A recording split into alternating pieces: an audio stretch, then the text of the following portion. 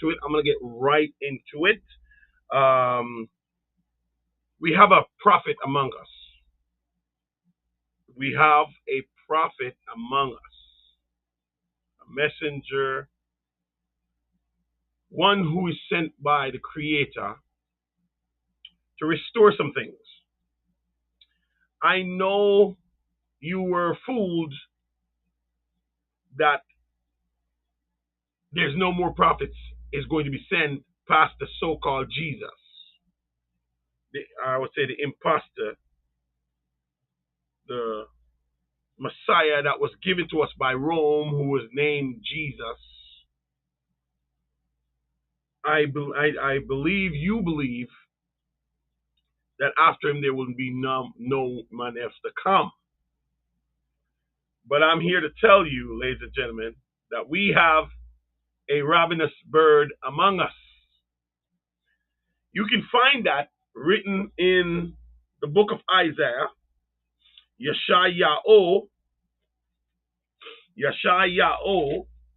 46 and verse 11. And it reads, someone asked me, is the ravenous bird your prophet? I said, yes, the ravenous bird is my prophet. But he's not only my prophet, the ravenous bird is a prophet of the true nation of Yahushua. Not that mistake version that they call Israel today. The ravenous bird is the true prophet sent to the true bloodline of the covenant promise made to Abraham and his descendants. It is written in your Queen James Version of the Bible and pretty much all the versions of the Bible. If you go to Isaiah 46 and verse 11, you will see where this comes from. Who called a prophet, and how do you know that a prophet is a prophet? You got to put their words to the test. Yes? You got to make sure that what they're saying is true. Now, how will you know what they're saying is true? You have to have some sort of reference. So even though you're reading a version or a translated version of the Bible, you have no idea what the source language says because you cannot read it. The source language is in the Hebrew tongue, Gabare. Yes, ladies and gentlemen, the source. This is the source language from the beginning. And so you have to be able to read Hebrew in its source language. And this ravenous bird, who was called by the Creator, has been given by the Creator the understanding of the source language. And can anyone refute it? Can anyone refute it? Anyone who believe or think they can refute this, you can enter the slaughterhouse.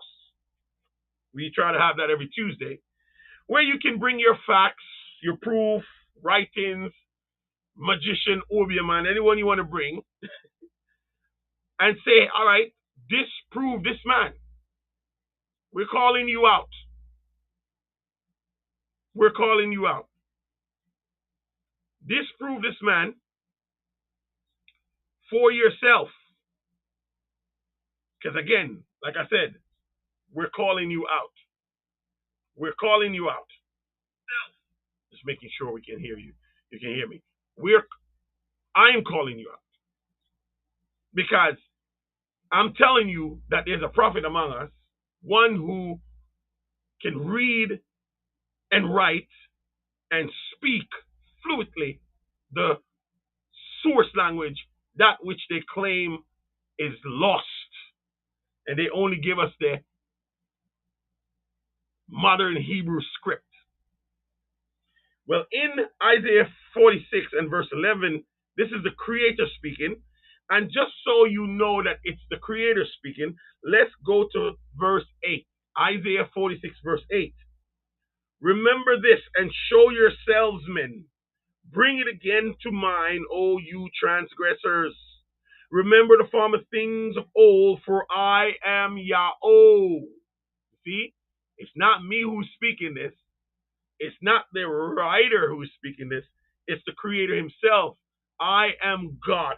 I am Yahweh, and there is none else. I am God. I am Yahweh, and there is none like me. Watch what he says here now, verse 10. Isaiah 46 and verse 10. Declaring the end from the beginning. I was explaining this to my wife just now. I said, in order for you to have that kind of statement, you're the one who is preparing the food. I just want you to think you're the one who is preparing the food to invite people over. You already know the end from the beginning. You know what you're going to make. And you're not going to set the table. You're not going to call people to eat until everything that you put in your mind to be on that table is on that table. Or till you decide to start the meal. Declaring the end from the beginning. So after the meal is done, you ring the bell, you make the sound, and people come and eat. This creator of the heavens and the earth, the universe, it says, he declares the end from the beginning. From ancient times, the things that are not yet done, saying, listen now, he's declaring the end from the beginning. Way before this happened. Way before this happened. Calling a ravenous bird. Oh, let's go back. I'm jumping it there. I'm jumping. Let's go back to verse 10. Declaring the end from the beginning and from ancient times, the things that are not yet done. So he's telling you what's going to be on the menu. He's telling you what's going to happen before it happens. Saying, he's being specific now. Saying, my counsel shall stand and I will do my pleasure. Come on, somebody. My counsel shall stand and I will do my pleasure. What is his counsel? We're going to find out in a minute. Verse 11, calling a ravenous bird from the east. Come on now. The man, make no mistake, it's a man, not a female, it's a male. The man. The man, not a nation, but a single man. The man that execute my counsel from a far country. A far country. Far east. That means this man is not in the land of our enslavement. This man is not in the promised land. He's in the far east. Watch this now. Watch this. He goes on to say here, the man that will execute my counsel from a far country. Yes, I have spoken it. Those are big words, partner. I have spoken it. He said in Psalms 89, Mazmar 89, verse 34, he said, I will not what? Alter the things that gone out of my lips. My covenant will I not break. Come on now, somebody. My covenant will I not break, nor alter the things that left my mouth. Anything I spoke, say the Most High, the only true God, creator of the heavens and the earth, owner of the universe. Whatever leave my mouth is eternal. It will not return to me void, but will accomplish that which I speak. My mouth has spoken it, he said. I will not alter the things that gone out of my mouth. The Messiah, when was alive on earth, taught us, man shall not live by bread alone, but by every word. Come on, somebody. By every word that proceeded out of the mouth of God. So if you don't think you're going to live by these words, then you have another thing coming. His mouth has spoken it. Well, come on now. Verse 11. Calling a ravenous bird from the east, the man that execute my counsel from a far country. The far east. Not the Middle East. The far east. The Philippines. The Isles of the Archipelago. The Archipelago Islands, Archipelago Islands, if I said that right. I have spoken it. I will bring it to pass. Come on now. Not only has he spoken it, but by his own hands, by his own authority, he will bring it to pass. Watch this, watch this now. He goes on. This is the Creator speaking. He goes on to say, I have purposed it. Come on. I mean, does he need to go any further by just saying, I have spoken it? But no, ladies and gentlemen. He said, I'm calling a ravenous bird from the east, the man that will execute my counsel from a far country, a far east. Yes, I have spoken it. I will also bring it to pass. I have purposed it. I will also do it. Now, why is this? Why is he making such an emphasis on this ravenous bird? Why is he making such an emphasis on this ravenous bird? You know why? He told you why. He told you why. He has spoken it. He told you why. He has purposed it. He told you why he will bring it to pass. He told you why he'll do it. He said it right there. He said, this man will execute my counsel. And if he's purposing it, and if he's bringing it to pass, and he's doing it, then guess what? His counsel has been lost in the minds of those who it was prepared for. So he needed a man to do this work which he has purposed. I'm here to tell you, ladies and gentlemen, the ravenous bird is among us today. Watch this now. He doesn't stop there. Verse 12, he says, hearken unto me, you stout-hearted, you stubborn-hearted. You ain't gonna believe this. He said, that are far from righteousness. You don't know righteousness. You're far from it. You think going to church and calling yourself by these religion makes you righteous. You're far from it. Watch what he says here. Verse 13. I bring near my righteousness. Not the church righteousness, not the government righteousness, not your father's or your mother's righteousness, but his righteousness. It shall not be far off, and my salvation shall not tarry. And I will place salvation in Zion. For who? For Yahusha, my people. Who's he doing it for? His people. And so the ravenous bird has to come from his people. The ravenous bird is here. Listen, it's up to you if you want to listen. It's up to you. It's up to you if you want to listen. The ravenous bird is here. Go on YouTube. Go look him up right now. He's been preaching. He's been pouring out the counsels of the Most High, the only true creator of heaven and earth.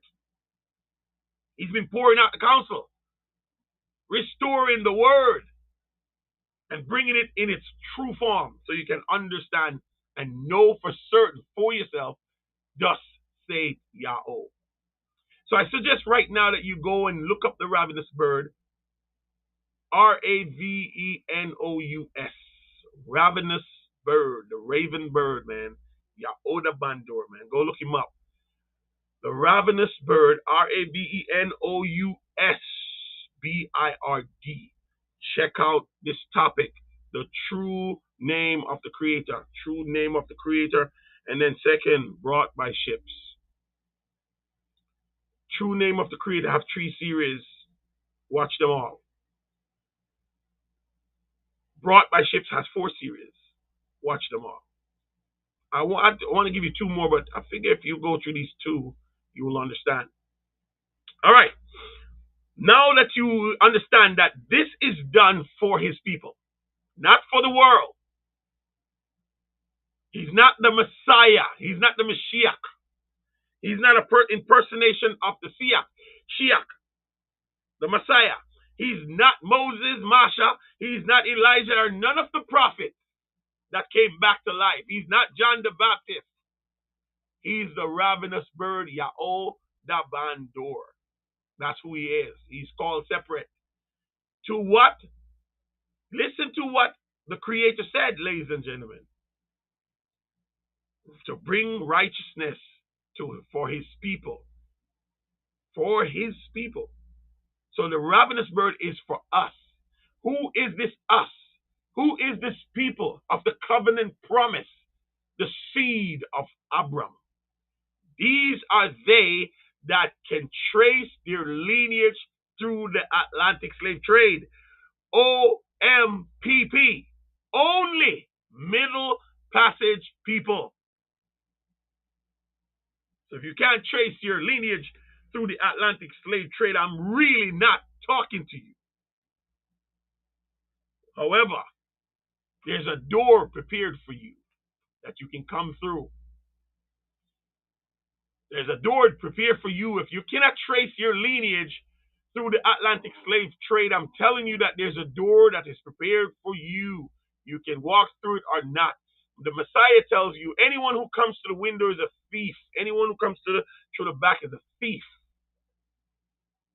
And no thief shall enter the kingdom of heaven.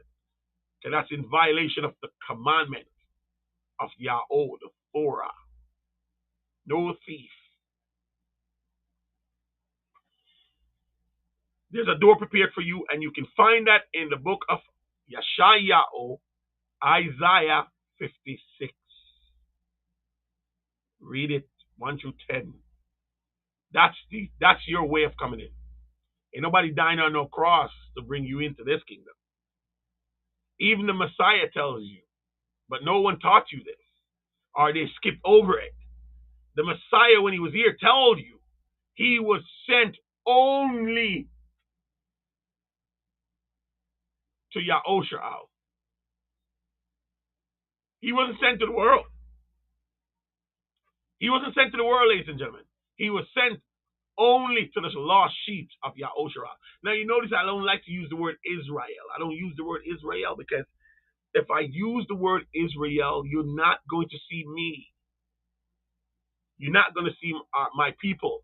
You're not going to see the truth of the descendants or the true descendant of Abram covenant promise that Yahweh made with him.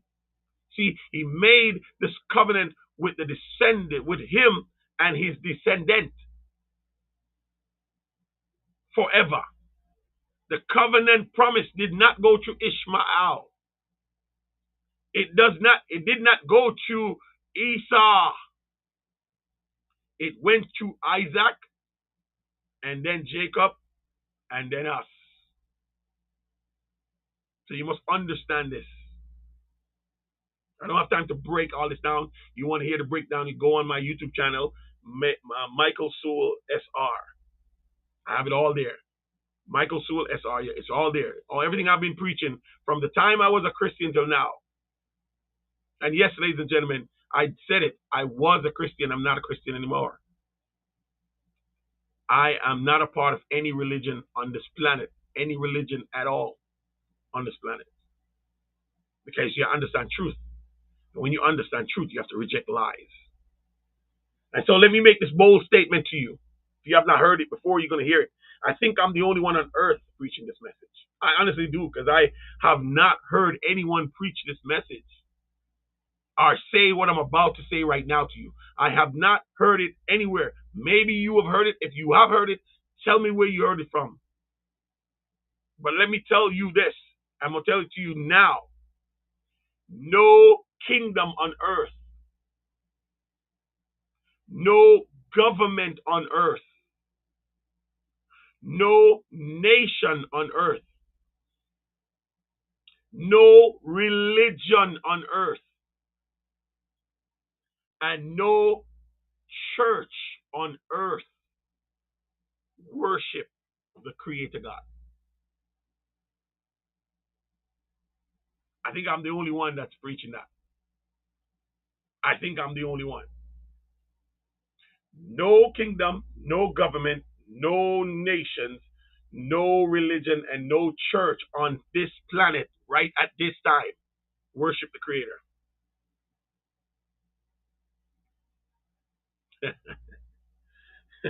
I want you to make that settle in your head. All are lies, all are deceptions, all are fake. See, there's a nation on earth that used to worship the Creator, but they have been banished. They have been banished into enslavement. They have been banished. They have lost their purpose. They have lost the name of the Creator. They have lost their identity. And a fake deception was put in this place, like those who occupy the promised land today, calling themselves Jewish, or calling themselves Jews, or calling themselves Israelites. First and foremost, there's no such name as Israelite. It's a made-up name given to a religious organization from a people who call themselves Jews. But in order to understand these truths, you have to look at your history. If you read in scriptures without history, you're being lied to. You're being deceived. You have to add it up to history, because true scripture is history. True scripture that comes from the mouth of the Creator is history. He is the writer of history. And he doesn't rewrite history, and your history has been rewritten for you. That which is given to you is not your history. It is their story, his story. It's not his story. So you have to look at your life from his eyes. So I'm not going to reiterate this, man. Go to Michael Sewell, SR, and hear what I have to say about that. I woke up this morning, and before I even give thanks to the Creator, thank you for waking up this morning, this message come to my head that I need to preach: blessing and curse. Blessing or curse. Blessings or curses. And because this message come to my mind, I knew I had to give you the ravenous bird first and foremost, even before I introduce myself. Because that is the man chosen by Yahweh to restore the counsels, execute the counsel to his people.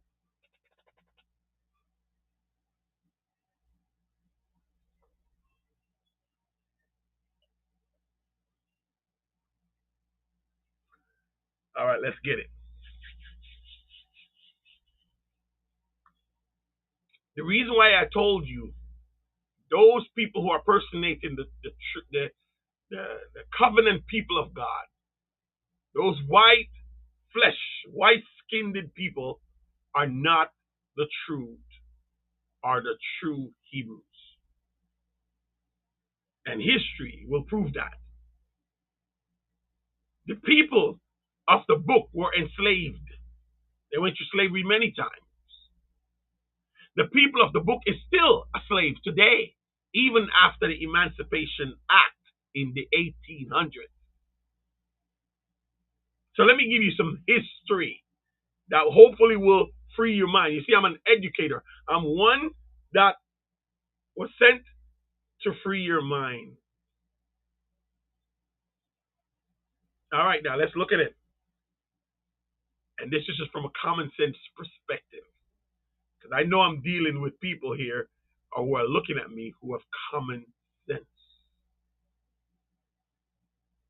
How could these people who personate being the true people of the book lived in a desert under a taskmaster's whip for over 400 years? 275 of that year, 250, 275, somewhere around there, they were enslaved in the desert under that gleaming sun, blazing sun, working as a slave from sun up to sundown, under force of a taskmaster's whip, building the pyramids, building the statues, working the fields. Here's my question to you, ladies and gentlemen. From sun up to sundown, how many hours is that? Do you think anyone with white skin, recessive skin, could last in the sun from sun up to sundown under taskmaster's whip? Not like a job where you go, you take 15 minutes here, you take 15 minutes here. No. You work till you die. Some of them die when you die, they bury you in the sand right there.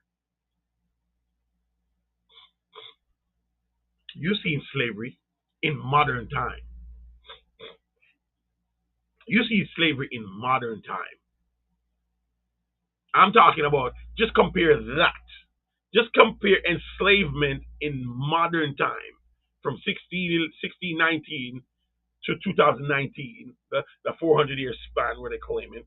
But anyway, just compare that kind of enslavement in a desert for over 200 plus years.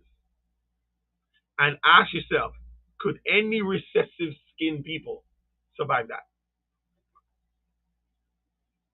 If your answer is yes, then turn to another channel because there's no sense talking to you. There's no sense reasoning with you. You're beyond reasoning, and you're willing to live you're willing to live the lie. But if you're looking at it from a truthful perspective, you cannot say yes to that answer, to that question. So that's just one right there. Two, if you were to look at history, just history, you have to ask yourself, did these people who occupy Jerusalem now, did they have a 400-year span of enslavement any time in their history? We know the C word. We can't say it nowadays. You can't say a certain word on these platforms. And we know that the man with the little beard did some terrible things. And that lasted about 6 years. That was some wicked things that was done. But you can't compare that to what was done to us in our 400-year span of enslavement. That is nothing compared to what was happening to us. What I'm trying to let you see, ladies and gentlemen, is to reverse the tide here and tell me, did these people have a 400-year historical evidence of an enslavement? Can't find that nowhere in the history books. Even if they create it, even if they make it, nowhere in the history books. Here's another thing. Those people who are impersonating the people of God today, do they have a history of being scattered as slaves amongst every nation on earth, brought by ships? Alalo at ya o tamo or tambo, if I said that right. Do they have a history? And this, you go look it up. Do they have a history of being scattered around the nations, every nation, every wind of inhabitation on this planet, brought by ships? So you have to rule them out. They're imposters. Yes, they know our laws, because they stole them or they're using them, but they're not the people of the book. Their safety and their safety and the economical power that they have over there is supported by the West, by America, France, and these other countries, the allies. Without the allies, they will starve. And though they're one of the most powerful forces today, out there that can defend themselves. They were strong, one of the strongest presidents in the Philippines outside of the Allies. Their force and their strength doesn't come from the Creator. It comes from the Allies. The people of the book supposed to depend upon the Creator for protection. You see the scriptures when the nation go to Egypt and ask for help. You see what the Creator did. Come on, man. He is our great reward. He is our protector. He is our provider. He is our guide. He is our strength, our high tower, strong tower. You run into a nation for help, looking to a government for answers. No wonder you're enslaved. And so now, this is why I told you, if you can trace your lineage through the Atlantic slave trade, you are the true people of the book. I learned this from the counsels of the ravenous bird. Because the people who can trace their lineage through the Atlantic slave trade is the fulfillment of the curse of Deuteronomy 28. If you don't understand this, everything else is a lie. Your religion, every single religion today, if you look at its creation, you look at where it started by black man, but formed up, reformalized by the white man. If you look at, I can't even say the religion, the different gods. If you look at all the gods of the earth today that was worshipped, or all the prophets of these worship entities, they're all black people. Buddha was black. Krishna was black. Did you know these things? But if you look at these religions that started today, they all started by white people. Christianity was started by white people, Rome, and all them different denominations. Jehovah's Witness, Seventh-day Adventists, all the denominations that I could mention. You look at the founders of these religions to deceive you. All the governments of this earth, all the kingdoms of this earth, all the religion of this earth, all the churches of this earth, all the nations of this earth is designed and is in confederation for one thing and one thing only. Is to stop you from knowing your God and who you are. And if you think I'm telling you a lie, go read Psalms 82. You will see that there was a confederation to cut you off, and you're still cut off. You're in slavery not because the white man is more powerful than you or the Spaniards is more powerful. If you notice, they're not. They create the rifle, and the rifle give them the power to fool you into thinking their God give them supernatural powers. And that's how they enslave you in the creation of the rifle. They weren't more powerful than us. They weren't more stronger than us. They just had a weaponry that makes you think that their God gave them power to be able to kill you from a very far distance. So when the gunshot hits and you hear that bust loud, sound like lightning, thunder, because a flash comes out of the muzzle, so it comes like lightning, it comes like thunder, and here comes that Zeus God, the God of lightning and thunder, and then he struck you and the bullet hits you, you drop dead, and everybody see you drop dead, they go like, and they were afraid. So they use sorcery. It's sorcery they use to enslave you.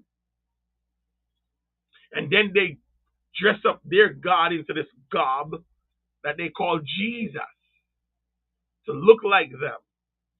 And they put that image before you and said, this is your God. This is the God that gave us power over you to enslave you. And this God, the philosophy of the white man, the philosophy of the white man is that if you were born with recessive skin, straight nose, and blue eyes, you are the God given and have the God given right to rule. If you were born with dark skin, melanin, and broad nose, you were given to be enslaved. And in a sense, in a crazy turn of events, understanding this, after the curses of Deuteronomy 28:15 through 68, it was 100% true. It was 100% true. After the curses of Deuteronomy 28:15 through 68, it was true. Because in that very curse of Deuteronomy 28:15 through 68, the Creator said, "We will worship gods we do not know. Neither your fathers or their fathers before them have not worshipped these gods." The God of what? Wood and stone. Who are the God of wood? It's Jesus, the Son of God. That's the God of wood. The whole Christianity is based on the cross. The God of wood. Gods we did not know. Gods our forefathers did not worship. Every God we worship, every God we worship was made in our image. Even the false gods that we worship was made in our image. That's why the children of Yahushua, the true children of the promise, that's why they worship the gods of Egypt. Because all the gods of Egypt were black, were in our image. Mut, Sut, Ra. They may have frog heads and lion heads and dog heads and bird heads, but they were all in the image of the black man.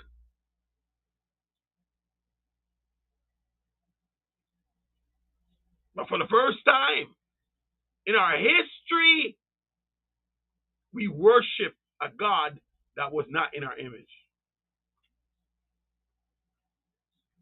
The God of wood.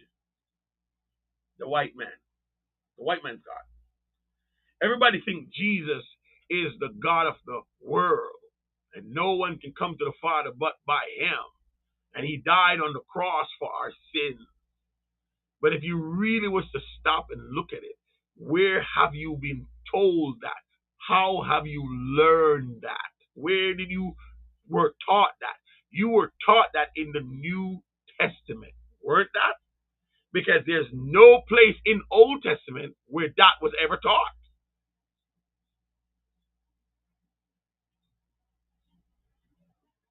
You look at the prophecies very carefully. The prophecies spoke of how he was going to die.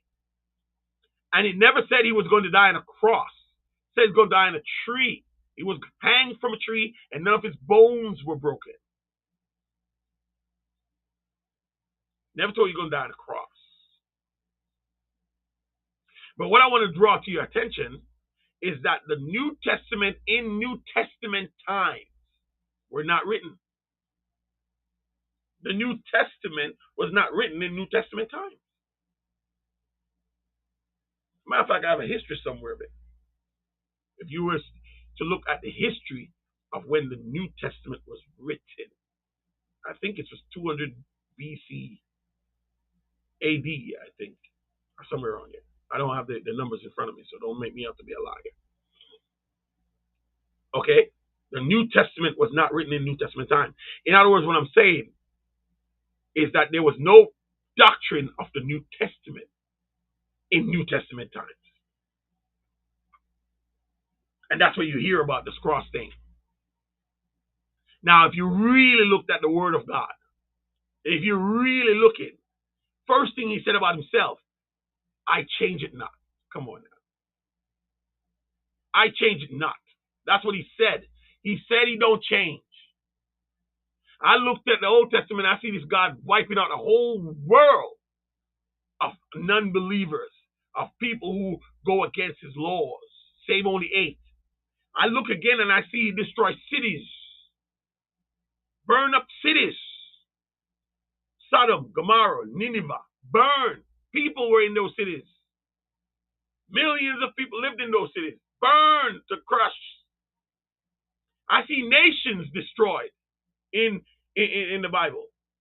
7 nations that are extinct, that he used his people to destroy. And he said he doesn't change. So all of a sudden, New Testament time, he changed. He stopped killing people. Because you know what? We have this image of this of our Father as if he's just this loving, beautiful, passive, just let bygones be bygones type of God. And that's how you view him, this loving, passive, oh, please repent so I don't have to kill you. You don't know this. He's a God of hate. He's a God of love. He's a God of war. He's a God of compassion. He's a God of justice. He's a God of vengeance. Vengeance is mine, said Yahweh, and I will repay. When is he going to do that? Who is he going to repay? I have enemies, he said.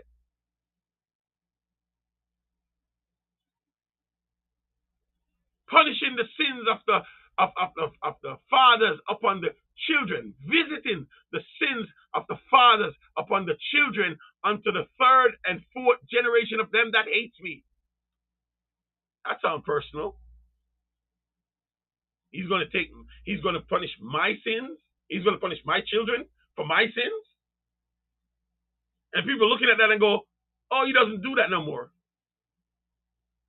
We, the children of Yahushua, didn't commit the sins our father commits. But we were born in slavery. We're still being punished today. He does that. Still doing it today. Our people are still enslaved today. They just don't know it. Can they have been deceived with an Emancipation Act? But if you look at the Emancipation Act and see how many of our people were hanging on trees, the very Christmas tree hanging. People not looking at it, man. Can they think this God changed? He doesn't change. He's going to destroy nations. Every nation we serve as slaves, he's going to destroy it. Yes, America will be destroyed from within. He's going to implode disaster upon disaster. Listen to me. You got to look at the prophecies. What will be the time of your coming and the time of the end of the age? He says, nations shall rise against nations. First thing he says, make sure, take heed that no one deceives you. First thing he says, deception shall rise, and they say shall come in my name, saying, I am. This imposter who you call Jesus today has come into name, changed the name of the true Messiah, who is black, from the tribe of Yahudah, aka Judah, has the image changed to the white image and the name changed to the Jesus. This Jesus that we had come to love, sing song about, write, written, everything, is the imposter, is the deception that has arisen. But no one knew it because we didn't know the truth about who the true Messiah is. And this Jesus is the salvation for the world. Even the Muslims revered him. Even the Muslims. Every religion on earth revere him. Every nation on earth revere him. And this is the image they're looking back for world peace. The one who's going to come and bring world peace. But when they say peace, peace, comes sudden destruction. You haven't heard it. It's a very few of you watching this right now. Only a very few of you going to see this. You think the world's going to see it? Look back in our history and see, when has the world ever accept Yahweh? Even amongst our nation, when Yahweh sends prophet to the nation, did the nation go, oh yes, hallelujah? No. It's all the time when they ask in grass, when disaster come upon them, when shit start happening, that's when they know, oh, save us, Yahweh, save us. When the time comes and you start crying out, he will not hear you. Though you shed many tears, he will not hear you. Though you cry many sounds, he will not hear you. Because when he gave you sound doctrine, you rejected it. So when he sent his prophet to you, you better listen. Now is the time to listen. Because there's going to come a time when you're going to cry out. And it's only when disaster come upon you. That's when you're going to remember God. When 9/11 showed up, how many people revered God at that time? Until then, people went about their business doing all they think. How many people signed up for the military? Every branch of the military, they have to be turning away people because they wanted to go over there and avenge what happened here. And they believed they were doing God's work. How dare you attack God's nation, the most powerful nation on earth? You don't realize you were a puppet in the puppet master's hands. So very few people are going to hear this. What happened to the prophets? They're stoned, they're killed, cut in two, put in pits, served to lions. Every time. Because people don't want to hear these things. Because these things call for repentance. And people don't understand what repentance is. Repentance is not just a word that makes you feel good and confess some sins and then you change lane and keep going forward. No, ladies and gentlemen. Repentance means shed everything. Even the very clothes you have, take it off and go back naked to your daddy. Go back naked. And when you go naked to him, he covers you. Put a signet ring on your finger, shoes on your feet, kill the fattened calf. Repentance is to come home. Come home. And you can't come home if you're living in someone's house. How you going to come home if you're living in someone's house? And you're getting food. And you got shelter. Why would you leave your good, nice job for another one if they're not paying you good money, better money? What would make you want to come out? What am I supposed to do now? You're supposed to trust. That's what faith is. It's to trust that he has you. And most people are not willing to give up everything they have. The Messiah preaches this. He says, man, unless you're willing to give up everything you have, you can't be my disciple. How are you going to be my disciple? A disciple is a student, one who is commanded to follow. Listen to me. Follow what I'm doing. I'm going to lead you right to the Father. But you have to give up everything you have. It's like joining the military. It's like joining any branch of the government. You come in with civilian clothes, perfume, deodorant. You come in with a certain hairstyle, looking a certain way. You know, everybody got cut that hair. Can't wear deodorant because deodorant will give you away. The scent of deodorant will give you away. So you can't wear deodorant. You get where I'm coming from? Oh, you can't wear these clothes. These clothes are too bright. You need camouflage clothes. You gotta wear clothes for wars. If you're in the snow, we gotta camouflage you. If you're in the desert, we gotta camouflage you. If you're in the jungle, we have to camouflage you. Because we don't want you to get killed. We don't want you to be seen. We want you to use tactics. So you have to wear our boots. You can't wear those boots. Because those boots, it won't last. You gotta wear our boots. Now we gotta put you up, lace you up to show you how to lace it so no insect run up your feet. Then we gotta train you.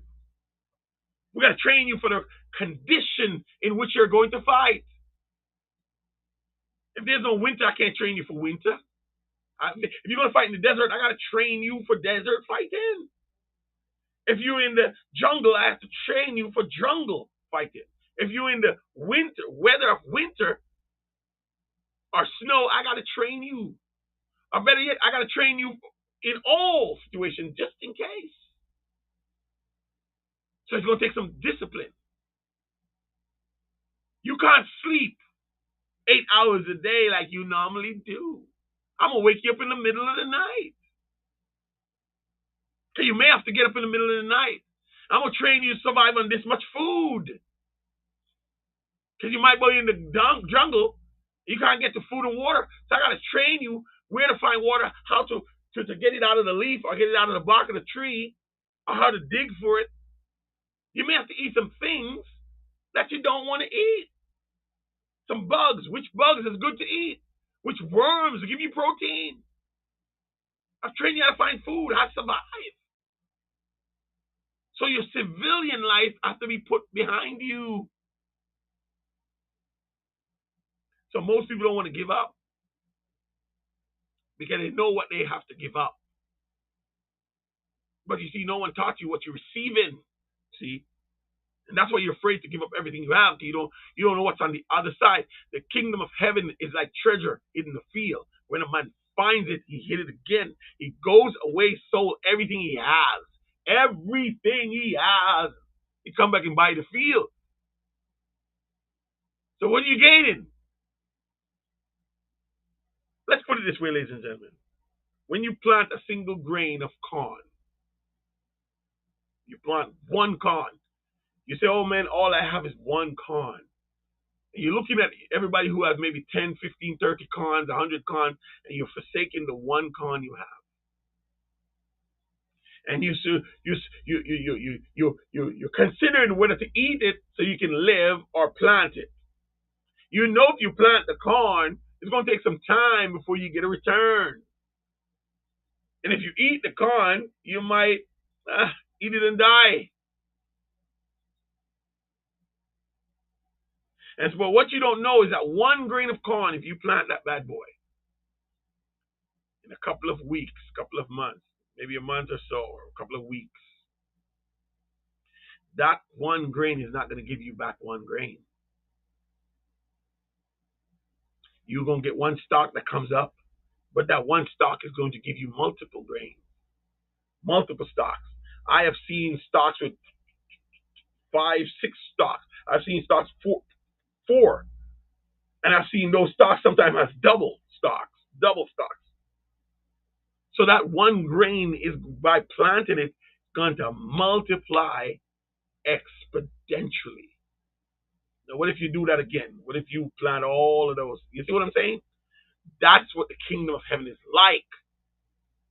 When you come into this fold, man, you're going to realize, man, first and foremost, you got a protector. You got a provider. You're in a covenant relationship with the King of the universe. I don't understand, man. I don't understand. All right. Now that you are understanding, I'm hoping that you're understanding. I hope that you're understanding. One person said over here, that's powerful. But I know they already understand because they said, Alalo at Yahweh to me. So I know they understand. Alalo at Yahweh is praises. Hallelujah. Praises to the Most High God. We're saying it in our language. Kaboda Yahweh. Toda la Yahweh. Thanks be to God. It's our language. All right. So, in parenthesis, before I move on, what time is it now? 54 minutes? I did good. In parenthesis, the true people of the book of the covenant promise are those who can trace their lineage through the Atlantic slave trade. You are. And I want you to know that you're under a curse. Even though you might have a house, a good paying job, you might have some insurance for your family, a good bank account saved up nicely, you're doing well in the eyes of everyone else. I want you to know you are under a curse. Now, you because you're doing so well, might not feel like you're under a curse, but you are a curse for the nation. How are you a curse for the nation if you're doing so well? Shouldn't you be inspiring them? No, you're a curse because you are now used to become a so-called light for those who are not doing as well as you do. And they're looking to you and they're saying, man, look at him, look at her, they do it. And so they're aspiring now to be like you and build themselves up to get a house, to get a business, to have money in the bank, to send your school, your, your kids to college, to stay in the system. Can they say, oh, you do it? So now they want a piece of it, to stay in the system. The commandment is for you to come out of her. You have to go back to the wilderness. This is the time now. This is where the ravenous bird is sent to us because the Creator is restoring the counsels back to us. And He's not going to do it in the land of your enslavement.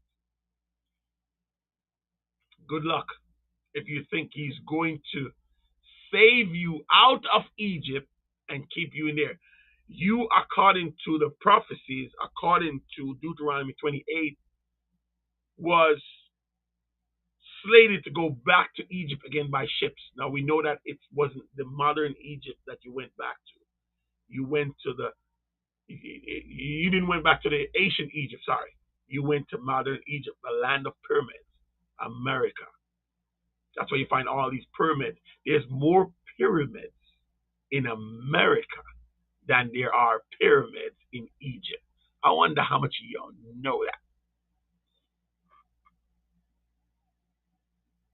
Some people are finding out that America is Egypt, but they think America was ancient Egypt.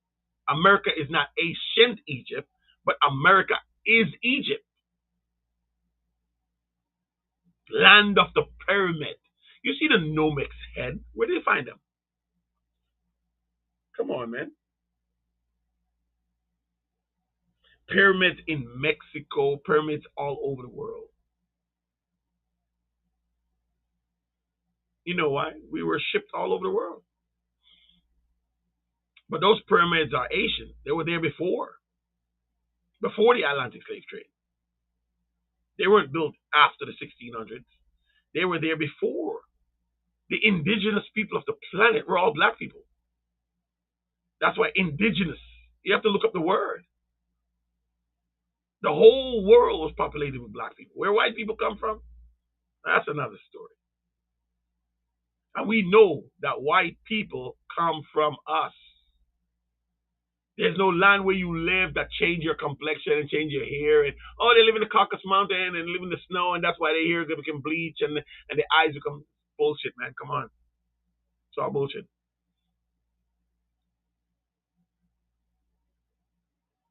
It's that recessive gene that comes out of us. It's that creation of sin. Man start to deteriorate. See, man used to live 900 years. But all of a sudden, they start living less and less and less of time. And as we become less and less and deteriorate, things start happening. And that's why you have to know your history. When you come out of the Ark of Noah, his sons have 3 wives, and they were the proprietor. They were the owners of the earth now. The one, not the owners of the earth, but they have dominion over the earth, and they divide the earth and populate the earth. And there was 3 sons. If you look at the 3 sons, they want to tell you that black people come from Ham. That's what they want to tell you. And the black people are the cursed, the Canaanites. And yes, the Canaanites came from Ham, and yes, they were cursed. And they Canaanites are the proprietor of the darker race. We know this, the darker black people. Egyptians, Ethiopians, Canaanites. We understand this. But what they're not telling you that Noah was a black man and all the children was black. So Yaktan, that's a word we call Esau. Yaktan, not Esau. Come out of Japhet. All right, and some will tell you from Shem comes. I think the breakdown from Shem, some white people come as well. And science already proved this, so you don't have to believe me. You just go believe the science from the white man.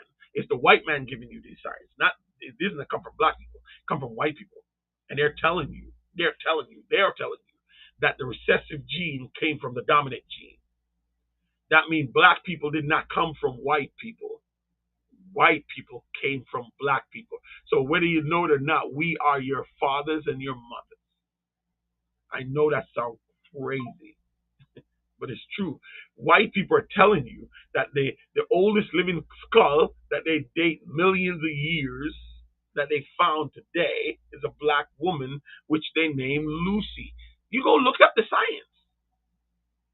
Go look up the science. All the scientists of the world, archaeology find when they reconstruct the bones of these mummies, they tell you they're black people. Well, I forgot who it was who snuck into the grave and took the skin of one of the mummies. And when they do all the scientific whatever, they realize that it's black people. But you don't have to look at that. You don't have to look at just a scientific fact. Look at what you can see. Look at all the hieroglyphs on the damn walls of these tombs. They're finding these tombs and look in the hieroglyphs. Look at the walls. What are they painted? They paint them black. Their skins are black and brown. Look at it. So if you can't see, then you can't see. And it's amazing how you can look at something and see something else, or you can hear something and hear something else. My wife said that to me all the time. She said, "This is what I'm hearing." I said, "I don't care what you're hearing. I care what I'm saying." So what you're hearing and what I'm saying doesn't match. But I can't, falter for what she's hearing, what she's reading between the lines, because that's how her brain works. But I know what I'm saying. So I have to say, let me tell you what I'm saying. So it got to the point now where my wife can say to me, so let me see if this is what I'm hearing. So instead of saying, this is what I'm hearing, she changed now to say, let me see if I understand you. Okay, this is what I'm hearing. You see the difference? So now she put herself in a place to understand what I'm saying. And I said, no, babe, that's not what I'm saying. Or I say, oh, babe, that's exactly what I'm saying. And it might hurt. Sometimes I say things that hurt her. Sometimes on purpose, sometimes not on purpose. And the things that I say that might to hurt her purposely is to educate her. Because if I hurt you, you're supposed to ask me why. Why are you doing this? See, that's when you're at a place where you really want to learn. Or at least you really want to know the answers. I'm going to ask you why. You're supposed to ask me why. If I build something, don't look at the negative part of what I build first. Jeez. And even if you see, keep your damn mouth shut. Tell me something positive about it first. Start with the positive. We always say positive and negative, right? We never say negative and positive. We say positive and negative. We always start with the positive. You know why people want to hear the negative first? They only want to hear the negative first only if there is a positive that's coming after. Okay, they want to hear the good news last. Okay, they want the good news, if here last, will stay with you longer. But that's all depends on what the positive news is. You can hear the good news, but the positive still take head. And your brain is designed to seek out the negative. So you have to retrain your brain. So before you criticize what I'm saying, Look at what I'm saying positively first. Or if you can find anything positively in it. Hey, it's me. Who it's me? Who is that? What's your name? Someone say, hey, it's me. I don't see a name for you, so just tell me who your name is. And I can't see your pictures that well. Yeah. But hi, it's me. Shalom, shalom. Ladies and gentlemen, these are serious times and serious things are about to happen to this country, to the nation we serve as slaves. And there's a secret rapture that's happening right now where people are leaving these cities. And a lot of people are leaving the cities, they're leaving the country, but they're going to the wrong place. Most of you are pointing your direction to Africa because it was synced into your brain that Africa is the motherland, the birth of humanity. I beg to differ. I beg to differ because I have a ravenous bird. The birth of humanity is right here in the Philippines. This is where the Eden was. You have to remember what happened, and this is what people don't. They're not looking at from it from a spirit. I wouldn't even say spiritual, but from a historical perspective. See, Adam and Eve was kicked out of the garden when they sinned. They were not allowed to live in the Garden of Eden, and no children was born in the Garden of Eden. So if humanity sprang up from Eden, then guess what? They were all born in the garden. No children was born in the Garden of Eden. They were kicked out. Well, the scripture said they went east. And that's where they fend for themselves, plant fruit. Yahweh may have gave them seed from the Garden of Eden. And they probably brought some seed and fruits with them. Probably take an animal or two with them. Probably have a caravan and they moved out. And that's where they had to grow their own food. By the sweat of thy brow thou shalt eat bread. You understand? Mr. Falk. Okay. You see what I'm saying? So when we migrate to Africa, understand this. We were fleeing from persecution. We migrate to Africa. And for a while we had some solace there until our brothers, because Africa is our brother, you know. Africa is Edom, Esau. You look at the history books now, they'll tell you the Edom and Edomites are the white people. They're forgetting the red people, the red one that was born with hair all over his body. That's our brother. That's our twin brother. Esau and the Edomites are not white people. But if you look at the history book will tell you that they're white. Because they want to connect them to the bloodline. But if you notice, Esau was not the covenant seed. He was a descendant of Abram, but he was not the covenant promised seed. And that's what people don't realize. So yes, he can trace his DNA back to Abram. He can trace his blood through haplogroups back to Adam, to Abram. But he's not the covenant seed. And this is the important thing. The covenant seed is Jacob.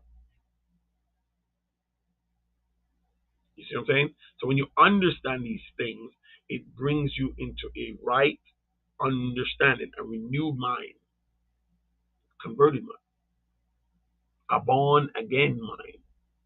You understand?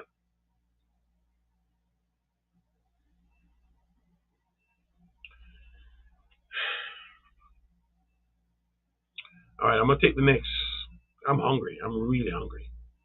I didn't eat this morning. This is how I fast, y'all. This is how I fast.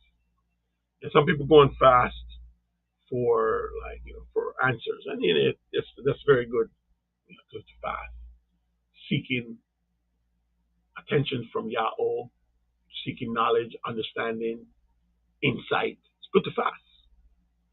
This is how he fast me. When he give me a word to say and I go speak it, then I don't eat any food. I just go straight to it. Or if I'm in class, I might not eat. You know, that's my fasting. All right. So now, when you understand these truths, it puts you in the right understanding. Now, the next question is now to understand the blessings and understand the curse. And I already told you that no nation on earth fulfilled Deuteronomy chapter 28 other than they that gone through the middle passage. The middle passage people are the true children of the covenant promise of Abraham.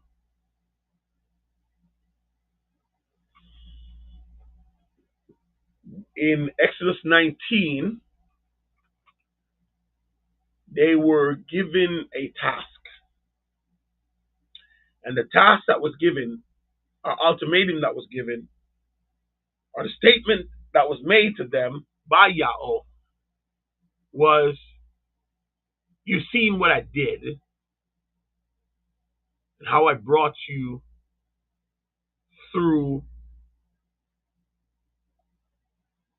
out of Egypt, house of bondage, how I brought you unto myself. Where did he bring us? Unto himself. Where did he bring us? Into the wilderness. Unto himself. No interruptions. No mistaking who we are worshiping. No mistaking whose voice you're hearing for the first time. No mistaking the fact that I am real. I want you to know me. I want you to know what I stand for. Hear, if you will obey my voice indeed, and keep my covenant, then you shall be a peculiar treasure unto me. This is the only true God, Yahweh, speaking to his children. And you shall be a kingdom of priests, a holy nation, a royal priesthood. That was the condition. If you are to obey my voice, if you were to obey my voice, if you obey my voice and keep my covenant, very important going forward here, all right? Very, very important. If the condition is, if you obey my voice and keep my covenant, then you shall be. That's where it starts, ladies and gentlemen. When he sent Masha, aka Moses, into Egypt, he said, let my children go. Ya'osha'al is my firstborn. In other words, what he's saying,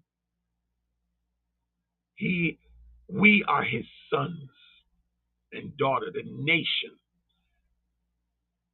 The first time we're becoming a nation is when we came out of Egypt. And he's saying, listen, hear me. He told Pharaoh, let my children go so they can come out here and do what? Worship me.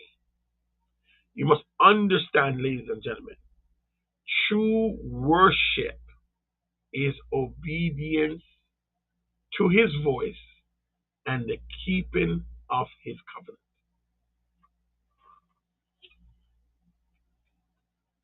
That is true worship. It's not going to some church, becoming part of some religion, calling yourself by the name of that church, even calling yourself an Israelite, or calling yourself Ya'osha'al, or Judaism, or anything. That's not worship. What you call yourself is not worship. Worship is not what you call yourself. Worship is not what sect you belong to. Worship is not because you have a bloodline in you that you can trace back through a covenant promise. That's not worship. You think because I can trace my lineage through the Atlantic slave trade and I know for certain that I am of the tribe of Loe, Levite, priest, you think that makes me anything? You know how many Levites was killed in the wilderness? You know how many people of the bloodline that he slew in the wilderness? Having a bloodline, having a name, having a title, and even can prove that you are the children of Yahweh does not give you the right to be saved or to eat off the tree of life. Watch this. You think because you are religious and you understand doctrine and you have the truth and you're on the mic preaching and you're telling people you think that gives you the right? No, ladies and gentlemen. Watch this. Revelations 22 and verse 14. Watch this. Blessed are they that do his commandments. Now, I want you to understand, God. People read this all the time, but they don't understand. The Alpha and the Omega, the beginning and the end, apparently this is written in red writing, so it's basically here is the Messiah speaking. And if the Messiah is speaking now, I want you to listen to what he said in verse 14. Blessed are they that do his commandments. Hold on. Is he talking about his commandments or the Father's commandments?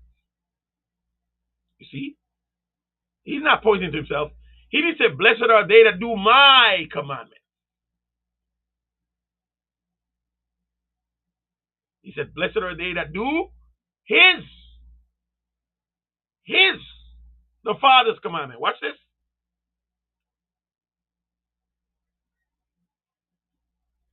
Blessed are they that do his commandment, that they may have right to the tree of life and may enter in through the gate into the city. For without are the dogs, the sorcerer, the whoremongers, the murderers, the idolaters, who it love and make it lie.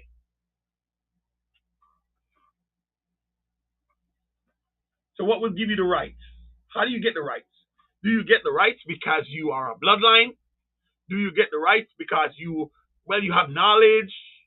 Do you get the right because you packed up and come to the Philippines, you know the ravenous bird, and you're listening to the language, you're learning the Toyota and the Torah, and you're learning how to read in the original text? Do you get the rights because you're amongst the nation now? Do you get the right because you have the understanding? No, ladies and gentlemen. You get the rights because you do his commandments. The only one who has the rights is those that do. And there will be people of the bloodline that lose their salvation, that lose their rights, and people who are not of the bloodline who will gain it. That's why I told you earlier, if you can't chase your lineage through the Atlantic slave trade, I'm really not talking to you because I'm really focusing on the lost sheep of Yahushua. But if you cannot trace your lineage through the Atlantic slave trade, there is a message for you to enter in through the door. And you find that in Isaiah 56. Because his house shall be called a house for all people. Not for some people, everybody. But you must understand who we are in this house. We're not slaves in the house. We're owners of the house. We are heir to the house. because we're children. So those who are not children, you're not an heir. So there's certain rights that's not going to be given to you. You'll have some rights, but you will be beneath. That's just the way he set up the setup. Don't ask me.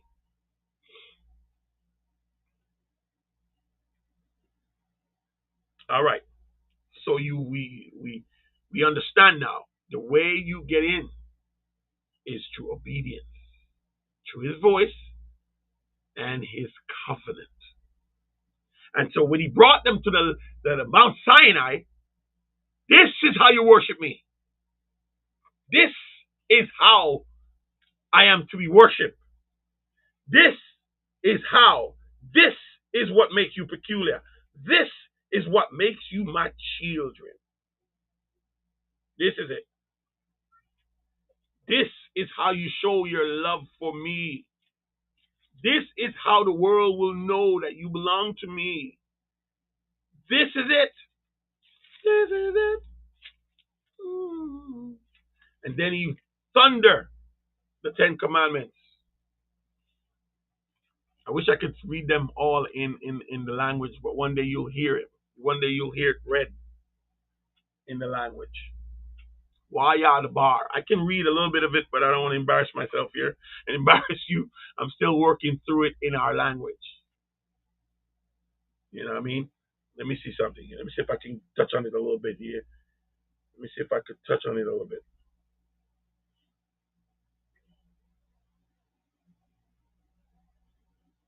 Let me see if I could touch on it a little bit in my language.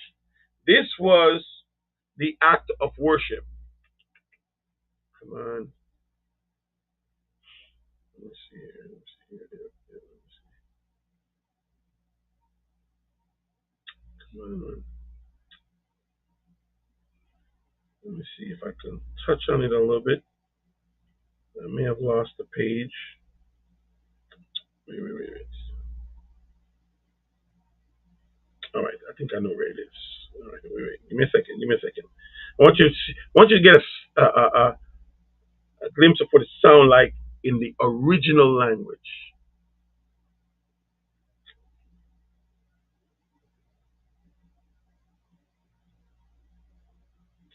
I deleted all that stuff.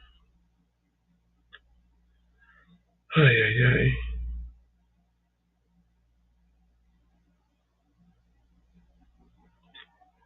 Okay, I don't have all. I think my wife have the paperwork. Man, I wish I could. I wish I could give you a little bit of it. Hold on. Let me see.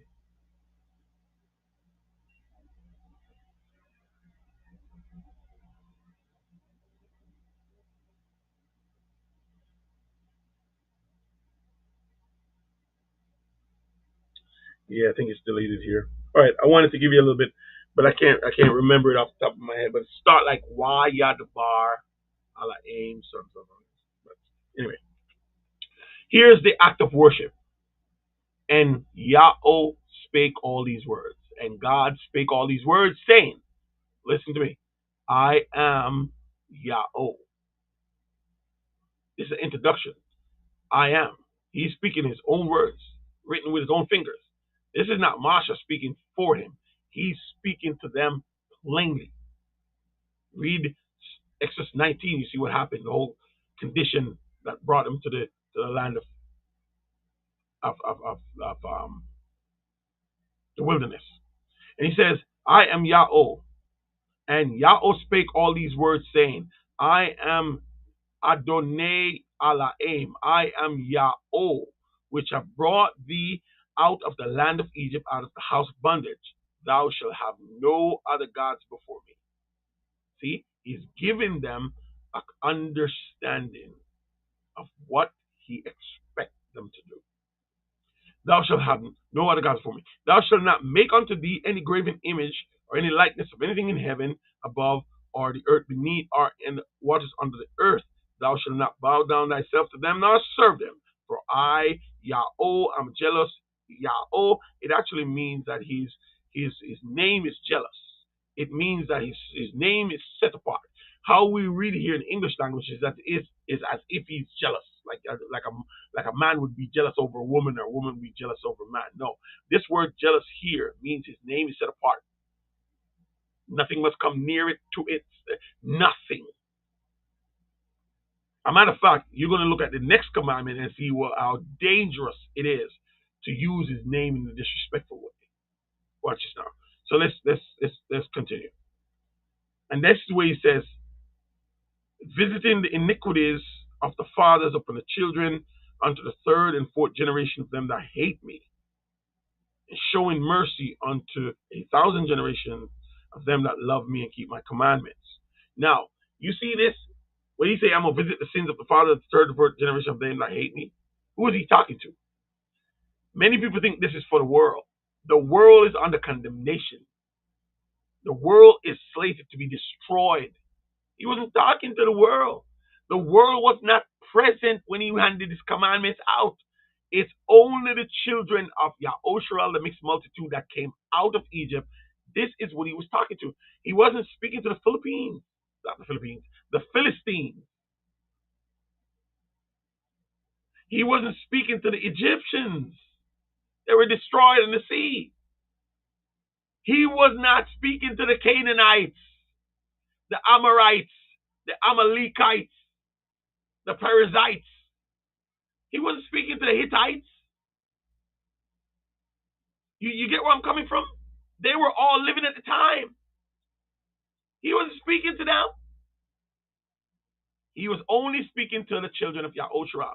So when he said he's going to visit the sins of the fathers upon the children, he was talking to us. He's not talking to the earth. He's not talking to the world.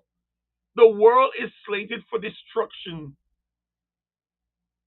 That's why he made a promise to Noah in the ark when he says, I will not destroy the earth with a flood like I did it last time. I'm going to do it another way. I'm going to do it differently. I'm going to let them destroy themselves. I'm going to use disaster. I'm going to use fire. I'm not going to use a flood again. Too many dead bodies floated for sure. I'm going to burn that thing up. So he's talking to us. So when you hate him, it's because you're not obeying his voice. You're not keeping his commands.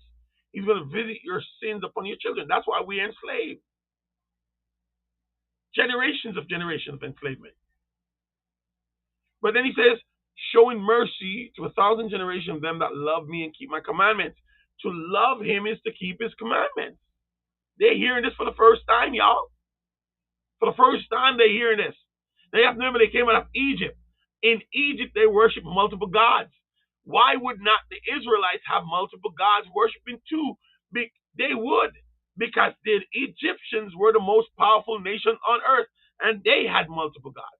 So when these people left Egypt, they had multiple gods. And they think it was okay. As a matter of fact, when Moshe went up to the mountain, what did they do? They made a golden calf. What that golden calf represents? A god of Egypt. That's what they knew. They didn't have a problem with worshiping the Creator, you know. They didn't have a problem worshiping him. They just wanted to worship other gods beside the Creator. And they forsake this one law up here, the first law he gave us. He says, I am that God. I am the God that brought you out of the land of Egypt, out of the house of bondage. You must have no other gods beside me. They didn't understand that. So for the first time, they're understanding, hey, you can't have no idols in your house that you're praying and bowing down to. You're crazy. I am that one God. There's none like me. I am the God of all gods. You don't see what I did in Egypt? You see what I did in Egypt. All the gods of Egypt, I destroyed them all.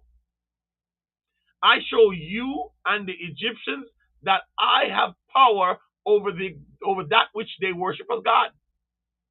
I blot out the sun, which was their number one god, Ra.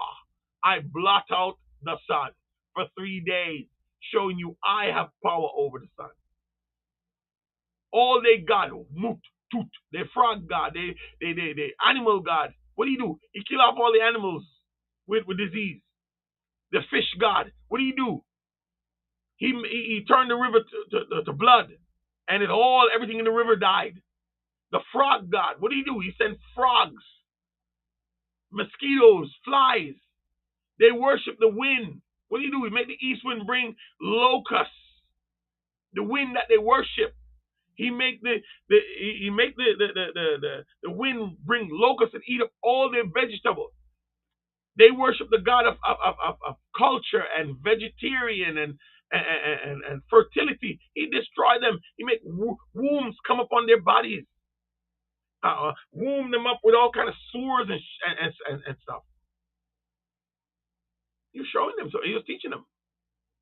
And when they tried to explain it away, he said, "All right, Pharaoh, here's what I'm gonna do. The next plague that's gonna come up on you is one that comes from your own mouth. Now I want to see you try to explain that away." Destroy them. He destroyed the gods of Egypt to show that he is God. He alone is God. Because Pharaoh, I thought he was God. Pharaoh thought he was Ra incarnate. I'm going to teach you a lesson, partner. And that's why I said to anyone out there, man, you call yourself a God. I don't care what type of God you call yourself. Be mindful. The Creator's going to come step to you. Because there can only be one. All right. So to love him is to keep his commandment. Watch this one here. This one here now is one of the most dangerous commandments you could ever break. This one you don't get forgiveness for. People say, "Oh, well, the unforgivable sin is to blaspheme against the Holy Spirit." That's not the unforgivable sin. The unforgivable sin is right here in this verse 7. Thou shalt not take the name of Yahweh. The Lord thy God in our language is Adonai Elohim. Thou shalt not take the name of the Lord thy God in vain, for the Lord will not hold him guiltless that take his name in vain. You see how they put it here, guiltless? If you're guiltless, that means you're without guilt. But he says, will not hold him guiltless.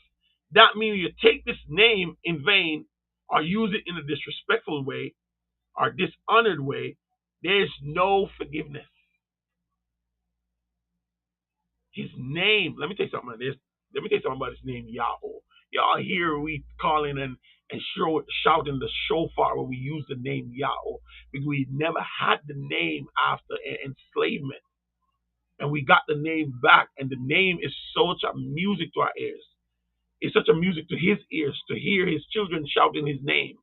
If my people who are called by my name, come on now, we're called by his name. That's why we're called Yahweh Sha'al, not Israel, but Yahweh Sha'al.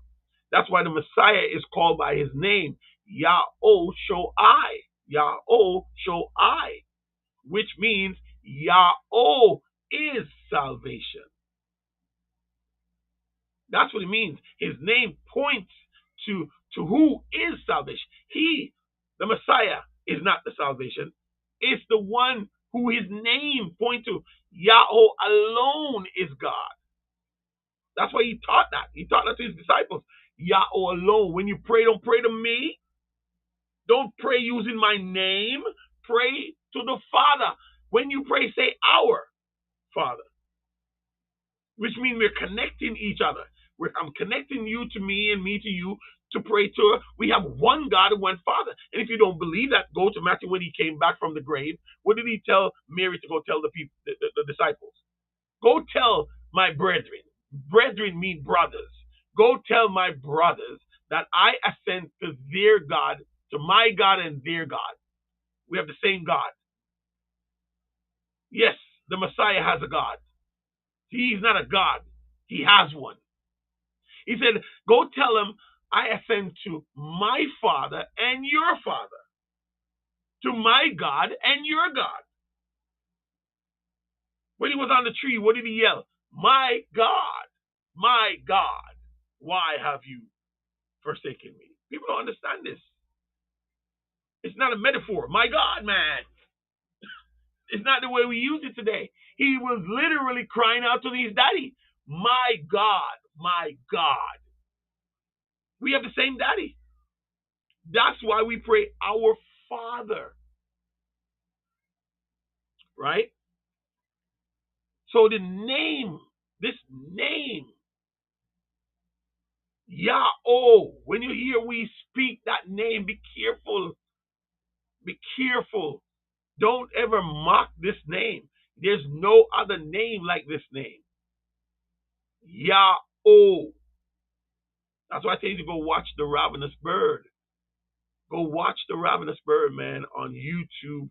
Ravenous Bird, man. Go watch him and let him give you the information you seek. Because he was appointed and purposed by the Creator to restore the counsel back to the people. And then what he says here. So now after that now, he gave them his Shabbat. Remember, listen to me. I can't tell you to remember something I've never told you before. So we know that the children of Yahusha spent about 400 years in the desert. Generation of generation, they may have known about the Shabbat, but they couldn't keep the Shabbat. You know why they couldn't keep the Shabbat? Because they were enslaved. Fear wants you working. Fear don't want you resting. Fear wants you working. You look at our time in a slave.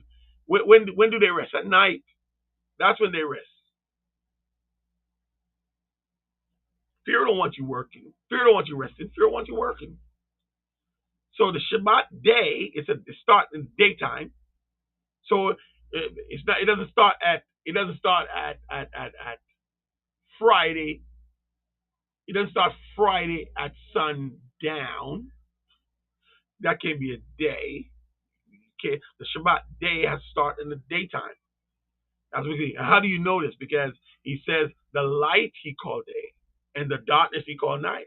So the Shabbat day cannot start while it's dark. So if you're starting your Shabbat while it's dark, you're living in error. You're being fooled. You're being bamboozled. The light he called day. Who called it day? Did I call it day? And the evening and the morning was the first day. Did he say and the evening and the night? When does the evening start? See, all these things you got to ask, questions you got to ask. What is the evening? Is it that space between night and morning, darkness and light? Is that space between light and dark, right? What is evening? Why didn't you say morning and the evening? I see, we didn't have time. We didn't give us time, a way to measure time back then. Like how we're measuring it now with our watch. You know, we got 12 o'clock, 3 o'clock, 1 o'clock, 4 o'clock, 5 o'clock. We didn't have a measure of time. So how we know when it's day, we know that it's light outside. When we know it's night, we know that it's dark outside. And he numbered the days. He didn't name the days. He numbered them. So you have to now ask yourself the question, who named the days? And then you have to ask another question, what does those names mean? What does Sunday mean? And Monday, Tuesday, Wednesday, Thursday, Friday, Saturday. What does that mean? Because he never named the days, did he? He added a name to one day. And this is where he's telling us to remember it. The Shabbat day. He called it Shabbat. Not Sabbath, but Shabbat. See? And that's the day he blessed, hallowed, separate, and put aside. Every other day he numbered it. The seventh day is not like the rest of the days. The seventh day is not connected to the rest of the days, like how you have 1, 2, 3, 4, 5, 6. It's 1, 2, 3, 4, 5, 6, and then way over there it's 7. It's not, it's set apart, you see. Like my thumb is set apart from my other fingers, the seventh day is set apart. Shabbat as holy. That's what it means to sanctify. You sanctify something set apart, put it over there. You call it holy. So now you have some homework to do. You're gonna have to go look up where does what's the origin of the name of the days of the week. That will answer your question. And so here he's calling you to remember. Now, you cannot remember something that was not told to you. The word remember means to call back into existence that which was mentioned or spoken. So let's say for certain they never heard it before. They never heard anything about the Sabbath. We know that that cannot be true because the word of Yahweh is preserved throughout all generations. So they know it. They just couldn't keep it. They couldn't keep the Shabbat day because they were enslaved. The Shabbat day doesn't start at Friday sundown. It actually starts at what we call today Sunday morning. That's when the Shabbat, Saturday morning, sorry. That's when the Shabbat day really starts. It's not Friday night, but Saturday morning. That's when the Shabbat starts. And it finishes Sunday morning. So many people, even the Seventh Day Adventists, got it wrong. They start in the Shabbat at night, then they keep the whole night, half the night from 6 o'clock or so, wherever the sun go down, and then they go to Saturday morning, and then they have church, and then by Saturday evening, the Shabbat is done. So they go from night to night for the Sabbath day. It starts at night and it ends at night. No, it's supposed to start a day and end a day. So the evening and the morning was the first day, not the night. The night has nothing to do with this. The night is the night. So the Shabbat day actually starts Saturday morning and ends Sunday morning. That's how that's a new day. Can't end at night. You cannot start a new day at midnight, ladies and gentlemen. Come on now. Wake up now. Open up some eyes. A new day cannot start at midnight. That's why we call it midnight. After 12 o'clock is midnight. You have 12 o'clock midnight. 1 minute past 12 is still night. It's still midnight. 1 minute past 12 is still midnight. Still dark. The day does not arrive until the morning, until the sun is approaching and the night starts vanishing. That's at evening. So when the time, the space between morning and night is evening. And you have two evenings. You have the space that from morning to night and from night and morning. That's why the Creator said the evening and the morning was the first day. The evening and the morning was the second day. Evening and the morning was the third day. Notice he keeps saying evening in the morning, evening in the morning, evening in the morning. When you say good evening to someone, just from a common sense perspective, I like to use common sense because common sense is a superpower, right? And not many people have it. And I'm a superpower. I'm a superhuman being. So, because I'm filled with common sense, I'm filled with reasoning, understanding, comprehension of information. I'm filled with that stuff. When you say good evening to someone, when do you say it? It's you see, you're creating the image of the Creator, so it's in you. Certain things are in you. You're just being deceived by the world. When we say good evening, we don't say good evening at night when it's dark. When it's dark, we say good night. We say good evening when the sun is going down. That's when we normally say good evening, right? Good evening. When it past 12 in the daytime, we don't say good day. What do we say? We say good afternoon. Good afternoon. Because there's a time frame we're working with. Good morning. When do you say good morning? Any time between the hours of 6 or the hours of sunrise to mid-sunset, to midday. Any time between sunrise and midday, you say good morning. Anytime after the sun, after 12, you say good afternoon. You said good afternoon. Then any time between 3:30, 4, 5-ish, going 6. It's usually 6. Usually around 4:30, 5, 6. I usually say 5, 6, 5:36-ish. You say good evening. And then once it gets dark, good night. Good night. See? So in our psyche, in our subconscious mind, it's there. All right. So remember the Sabbath day to keep it holy. If they never knew it, and like I said, I beg to differ, they knew it. They just couldn't keep it. But let's just say, hypothetically, they never knew it. He's telling them, don't forget it. Going forward, don't forget it. Remember the Sabbath day to keep it holy. 6 days shalt thou labor and do all thy work, but the seventh day is the Sabbath of Yahweh. Whose day it is? Is it the community's day? Is it our day? Is it the nation's day? Is it the government's day? Is it the religious day? Is it a Christian day? Is it a Buddhist day? No. It's his day. Now, why do we call it his day? Because that's the day he blessed, followed, rest, sanctified. It's his personal day. It is his day. It is a sign between us. Did you know that he made a sign? Did you know that he made this day, the seventh day, a covenant between us and him? Why? That we may know that he is our God who made us holy. You will find that in Exodus 31, 12 through 16, or 12 through 17. Read it. It is a covenant. This one covenant right here, this one law is a covenant between the nation of Yahusharel and the Creator. This commandment by itself is a separate covenant, different from the covenant or decalogue that he's making with us right now.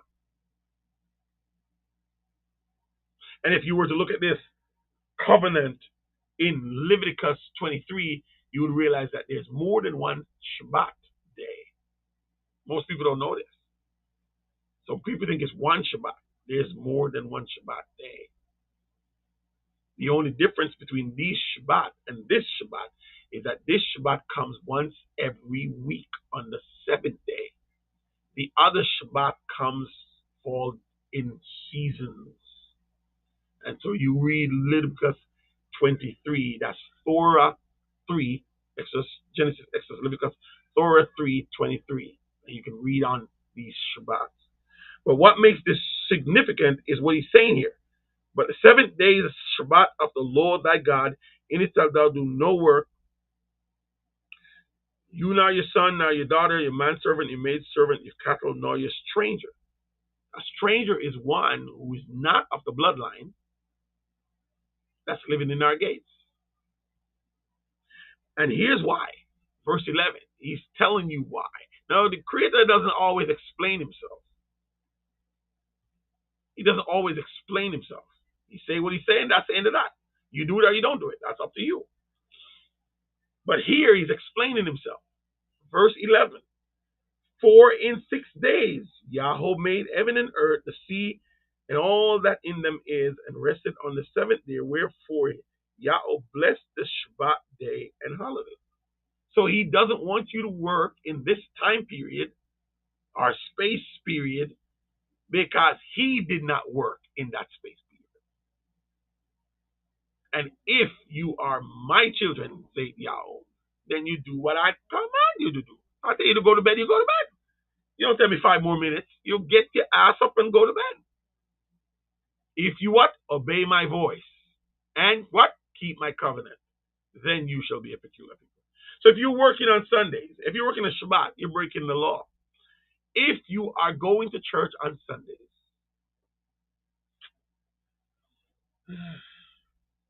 it's going to hurt. But the truth always hurts. No matter if it's being told tactfully, soft voice, lovingly, no matter how you hear it, the truth always hurts. Because the truth calls for repentance. It calls for a change. It shakes us some things. If you are going to church on Sunday as a holy convocation, that's what church means.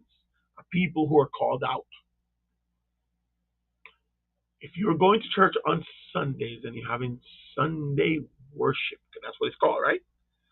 Sunday worship. In other words, Sunday observance. You're observing Sunday as a day of worship, a holy convocation, a Shabbat day of rest. Either way you put it, you go into church on Sunday, you, my friends, are in violation of the commandments of Yahweh.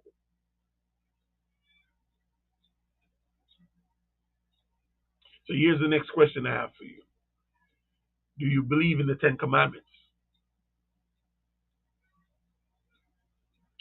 It's a very simple question and a very easy one to answer.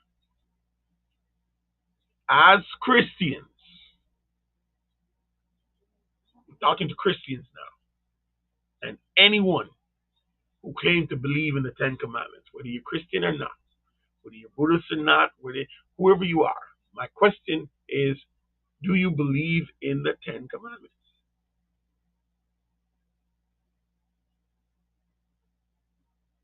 If your answer is yes, you're in violation of this one. Yeah, I know they preach it to you. I know they told you, it's done away with. Here's how they tell you. I know how they tell you because that's how they told me when I was a Christian. They said, we keep Sunday in remembrance of the resurrection of Jesus Christ. It's not what they told you. It's not what you heard when you were told why you keep Sunday. Now, here's the next thing. Come on, use your reasoning. What did the so-called Jesus tell you to do in remembrance of him? I'm just going to show you the contradiction of your belief system. The so-called Jesus told you to keep what? The Passover in remembrance of him. Isn't that what he says? For whenever you do this, you partake in my death and my burial until I come back. As a matter of fact, he said, I will not drink this again. When he told his disciples, I will not drink this wine again or eat this Passover with you until I do it again in my Father's kingdom. Isn't that what he says? Now, hold a thought and think. You know, when you're a thinker, you're dangerous to the establishment. They don't want thinkers, they want workers. They want you to be led like a freaking sheep. But the shepherds that are leading you are ravenous wolves. So what you think?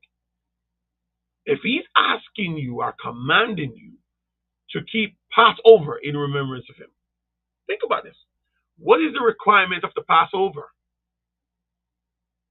Because whether you know it or not, the Passover is a Shabbat day. The Passover is a Shabbat feast. It's a feast day. How is it to be kept? It is to be kept once a year. Not drinking a little bit of wine and eating a piece of cracker and said, okay, I do this in remembrance of you. And he break bread and he says, take and eat, for this is my body broken for you. And then I eat it. The tangent of brain. And he said, take the cup and he says, this is the fruit of the blood of the covenant that was poured out for many. And you drink that. Oh, bullshit, man. You see that little piece of bread that you're eating and that little cup that you're taking, every time you do it, you're mocking the true Passover. It's a mockery. Because that's not how the Passover is to be celebrated. The Messiah did not celebrate it like that with his disciples in the upper room. The Passover is something you have to prepare for. It's a time where you have to eat bitter herbs. It's a time where you have to afflict yourself. It's a time where you have to eat it in haste. Because the next day they were supposed to be free. They were supposed to eat it with their shoes on, their clothes on. They were ready to go. There's a law on the Passover. And here's something that you don't know. a lamb is to be killed.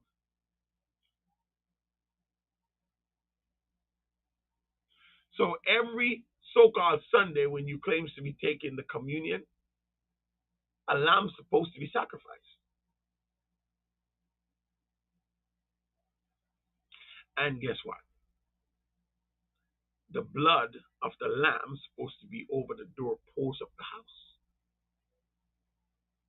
If you're going to do the Passover, you're going to do it in remembrance of me, then the lamb supposed to be over the blood supposed to be over the doorpost of the house.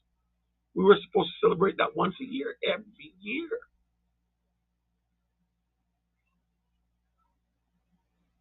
So you're bamboozled. So if you are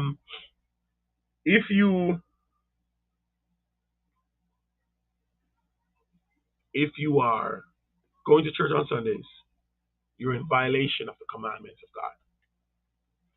Sin,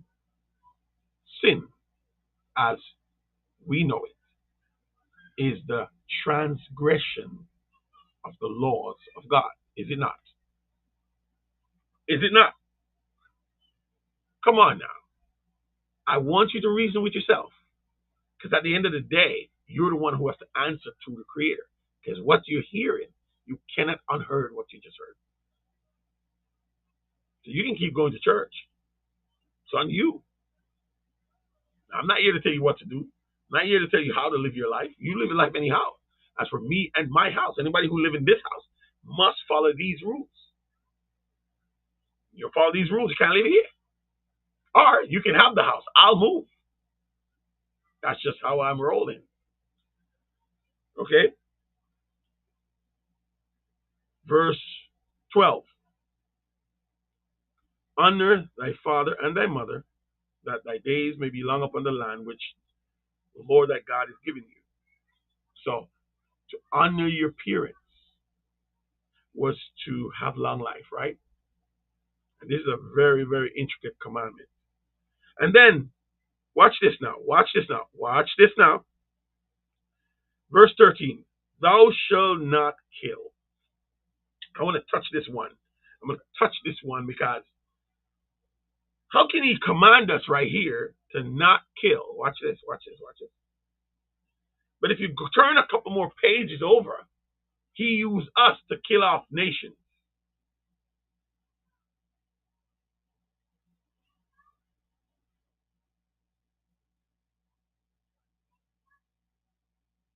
Is he not breaking his own command?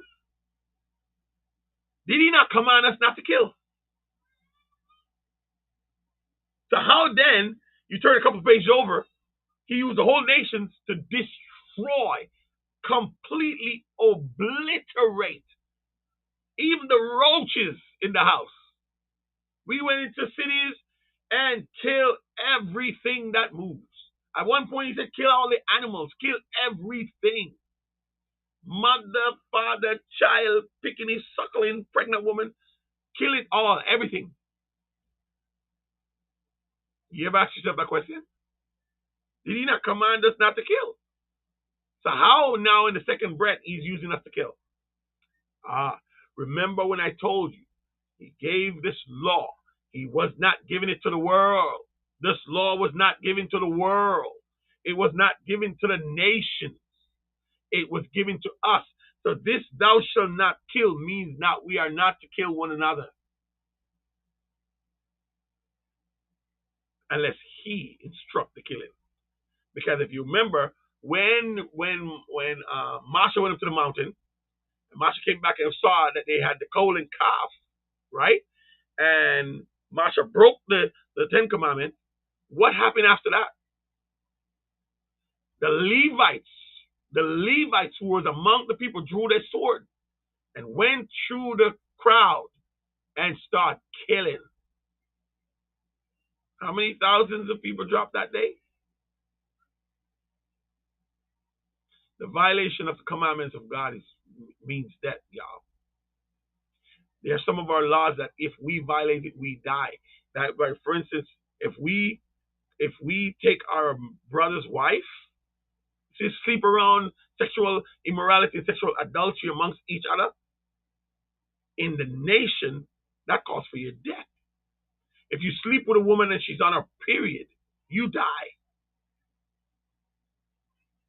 If a woman is caught sleeping with another man who is married, she dies and the man dies. There are strict laws about how we are to live amongst each other. This is why, if you read the last of the law, we're commanded not to command. We're commanded not to covet our neighbor's wife and our neighbor's house and so on and so forth. So if any evil thoughts like that come up in your mind, you better get rid of it fast. We're commanded to love thy neighbor as thyself. You think our neighbor is those people who live next door us? The nations? We're never commanded to love the nations that live next door us. We're commanded to go wipe them out. The reason why the nations are still alive is because of our disobedience. That Yahweh left them alive to test us, to try us, to whip us so that we can run back to Daddy.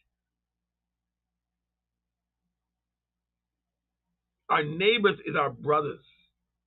Those who live amongst us, live in our tribes. We're not to covet their house. We're not to covet their wives. We're not to covet their ox or their asses. That is why you see he can use us to go wipe out nations, because he made a promise to a man some years back that on all these lands I'm going to give it to you. And I will drive out, he said, the nations, and you will possess their lands. Have we possessed our neighbor's land yet? Iraq, Iran, all these areas, Jerusalem, all these areas are ours. Have we possessed them? No. Is he keeping his word? You best believe it. Are we going in the land? Are we going to take the land? You best believe it. But not by force, by praise, by love for him, by obedience. He will restore us. He is the one that will do it. Now, we go over there right now, we've destroyed. We try to fight the nations we serve as slave now, they will wipe us out. It's all in Yahweh's timing. That is why when the Messiah came, he said, the time has come. The time is fulfilled. This is the time. The kingdom of heaven is here. Repent and believe the good news. Yahweh works in time. He created time. He's outside of time, but he works in time. That's why he gives prophecies, to tell you what's going to happen before it happens. Time. What else he says here? Thou shalt not commit adultery, fornication, sleep with your brother's wife. I mean, if you go to Leviticus again, in Torah 3, you will see, that's Leviticus, he tells you what you can and cannot do with your wives and blood, and how you'll be unclean. Even, did you know that when you have sex with your wife, you're unclean? Both of you. You know there's a command that when you have sex, you must go and take a shower. And for the whole day, you are unclean until the sun go down. Or if you sleep with your wife at night, you have to take a shower, and then you'll be clean when the sun comes up. Imagine how controlled sex would be if we follow such a law. We wouldn't have the mass influxion of sexual immorality today if we follow the laws of Yahweh. My wife and I now practice that. It's strange. You have sex, and I remember back in the days you used to have sex, and then I just go wash up, just wash my area and clean up, wash out my shit, and then I go back to bed and I continue with life like as it. Sometimes you catch a little quickie, you don't even wash up. Just wipe up and then you're gone. Hi, baby. I got air conditioning. See that? Yeah, I'll come and check on you. And I got water too. Good. All right. Big patty. Yeah, man. I'm wrapping up now. Though. Can you give me some food to eat? Yeah. Fix me a nice big plate of whatever. Yeah. I'll be down in about 10 minutes. Okay. I love you. Thank you. It's my baby, man. She's checking on me. So when I came to the Philippines, I had a fainting experience. I was dehydrated. Can you imagine that? I was dehydrated and I lost my mind. I was scared and slurring. It was bad. It was bad. Because in the states you don't drink much water. So I come up here and I had the same attitude, and the weather here is different. It's sunny all the time, and you like I said, you're accustomed to be inside more. I had a barber shop and I was in barber shop, and when I was working, I was more indoor. I was in the ship a lot or in my office a lot, so get much sun. So you come out here and you're in the sun, and the sun is like 2 times stronger than it is in the states. And the sun is really awesome. So my body's getting acclimated to this whole thing, and I'm just felt like I'm normal. I was normal. I need to get acclimated. So for those who are coming down here to the Philippines, you got to watch my video, watch my channel, Now Living in the Philippines. Now Living in the Philippines. If you guys have not subscribed to my channel, please go subscribe to my channel, because guess what? It's a great monetization for me. It's a great little thing for me down here, but it's also it gives you insight of how we're living down here. Because you come down, you're a nation. You're trying to be a nation now. People might think you're a cult. You're part of this cult, following this ravenous bird. So I aim to my channel is aimed for 3 things. One is to actually let you see how we're living, so that way you can judge for yourself whether or not we're a cult. 2 is to get you jealous. I really want to get you jealous because, man, the things we're doing down here is just amazing. It's crazy. Places we're going, things we're seeing. We just took my daughter and my wife parasailing, and I learned to scuba dive now. I'm scuba dive certified, and I'm going down 60 feet, 18 kilometers under the under the water. Beautiful. I'm doing things I didn't get a chance to do when I was in the States. That's beautiful. And third, my channel, Now Living in the Philippines, to give you information. I really want to give you information, kind of show you how I'm living, and where I go shopping and stuff like that. The roads, the traffic, what it's like living amongst the Filipinos. And I can tell you, man, the Filipinos are one of the most kindest. I mean, to me, I'm just giving you I can't speak for everyone, but the Filipino people are the most beautiful, most kind, most loving, most respectful people I've ever been around. I mean, they treat you like they treat, and it's not just they just treat us as black people. They treat everybody this way. But as black people who are used to a certain type of treatment amongst white people, amongst white society, to come to a place where people don't look like you, but treat you with such awe. I'm telling you, I'm living in paradise. We've been here 7 months, and let me tell you something, guys. I've been on vacation the 7 months I've been here. I'm literally on vacation, and it's just so nice. It's just so wonderful. I'm telling you, if you're really free, Yahoo brings you to the Philippines to free your mind, and he has freed my mind. I'm not worrying about bills. I'm not worrying about work. I'm not getting up in the morning grinding and tired at night. Watch TV for a little bit, eat belly full, go to bed with a full belly because you're so tired that when you eat you can't even relax, and doing the same thing over and over again. All that's gone. No snow to shovel. We have a 6-car driveway and a walkway to the front, walkway to the back. It was a lot of shoveling, man. I heard you guys just came through a thunderstorm, a snowstorm. I say, hey, I ain't shoveling no more snow. I'm done with that. The beaches are beautiful down here. The people, the food. Oh, you can't keep nothing in the fridge because the food has no preservative. So you cook something and it can mold in the fridge. It's amazing. It's amazing to see, to watch. You buy fruits, you can't keep the fruits till about maybe 2 or 3 days. After that, they start to get soft. And I mean, it's crazy, man. It's crazy, crazy, crazy. I was expecting a lot more fruits down here, but I haven't gone to the province yet, so I'm expecting to go to the province. A lot of imported fruits are here, like grapes and strawberries and stuff. But one of the things you find here a lot is like you find like soursop and watermelon. Oh, you find watermelon crazy. So I think there's on these islands there could be some sort of embargo where you can't grow food. You have to grow food and ship it to America. If you look into anyway, I won't get into that. But anyway, it's just great down here. So I want to go to the Providence, see if I can find different types of fruits Because I get to eat fruits I've never seen before, like lansuni or mangosteen. Oh man, but mangosteen is like it's in this purple shell thingy, and you open it like that, and you open it white. We eat it, man. Oh gosh, you can feel your senses just start tingle because they're like, I've been waiting for this for years. You just eat and you can feel it. I mean, you can feel it in your mouth. It's tingling. It's going. You can feel it doing something to you, man. It's beautiful, and the food here are fresh, man. I'm nice.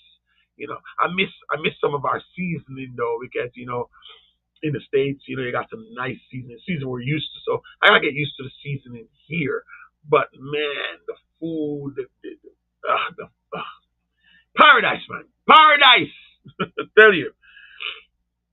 So yes, so I'll wrap up here. I mean, there's so much I had to tell you, man. I still haven't got through half of what I gotta tell you. And normally I go 3 hours, but man, I'm really hungry. I gotta get something to eat. I told my daughter I'm doing that. So I gotta have to do a part two of this. I'm gonna do a part two of this where I'm gonna just break down Deuteronomy 20:28 because I tell you to go read it. You don't go read it, and when you read it, you can't see it for some reason. You just can't see it. So what I'm gonna do, I'm gonna break it down. I'm gonna break Deuteronomy down for you and break down the curse. But I want you to just go to the Ravenous Bird, man. Because the Ravenous Bird, I wasn't called to give you this information, man. The Ravenous Bird was called. I'm being used by Yahweh because he knows my heart. My name is Meka'al Ban Ya'osher'al. My slave name is Michael Sewell. It's my slave name, Michael Sewell. But my Hebrew name is Meka'al Ban Ya'osher'al. And my name, Meka'al, simply means who is like Yahweh. So my name is a statement. At first, when I found out that my name was like that, I was so like wondering what my father was thinking to give me the name Michael. And I know that, that name was given to me. I had no choice over it. I didn't choose my name. I didn't choose what I was going to be called. So Yahweh chose the name for me because he know the plans he has for me before he sent me into this world. And he named me Meka'al, Michael, and because I was born in slavery, that's the name that was given to me, Michael. I know Sewell is the name of my slave masters, so I dropped that bad boy, you know what I mean? Ya'osher'al means prince with Yahweh. So my name is who is like unto Yahweh, prince with Yahweh. So I am a son of God. I'm a son of God. That's what I am. So I know who I am. I know my origin. So my name is a statement. And that is where my gift is. My gift is in my name. My character is in my name. My name is to bring as many people, not only Ya'osher'al, but as many people possible to the true understanding of who he is. That is my name. I did it as a preacher for years. I did it when I was a kid. I didn't even know it. Asking questions, getting on everybody's nerves. Because I see things people couldn't see. I have a ruach of discernment, a gift of discernment. I can discern certain things. I am told to act, and I act. I'm told to give, and I give. I'm told to speak. I always have something to say. Because that's what he put in me. That's why you see my mouth? You see how big my mouth is? I got a big mouth. Yeah. Very big mouth. And a very big brain. And he gave me the out of the overflow of the heart, which is the brain, the subconscious mind, the mouth speak. And that's why I got something to say. Because he filled my subconscious mind with things. That's why I get up and I came and talk to you for 2 hours now, because I felt in my heart that I need to speak blessing and curse. And he prepared one of you to hear it. One of you. You notice I didn't say all of you to hear it. He prepared one of you to hear it. You may just be the one. You may just be the one. And that's how he works. You must understand this God. You must understand him. First thing you got to know about him is his name. When you call upon his name, man, he's very attentive to his name. The sweetest sound to a person's ear is the sound of their own name. When you call upon his name, he's looking right at you.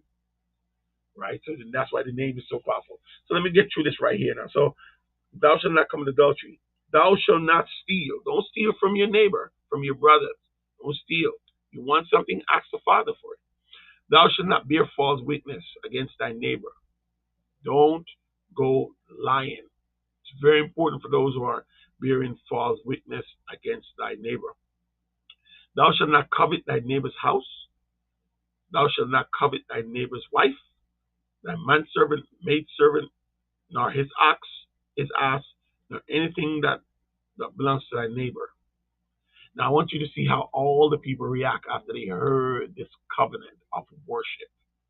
After they heard the covenant of worship, what they now have to do. You think they receive it with joy. Oh, all right, yeah. Making noise, making bangery and festival and oh yeah, oh finally we know how to go worship. Now look how they react now. Look how they react to what they heard.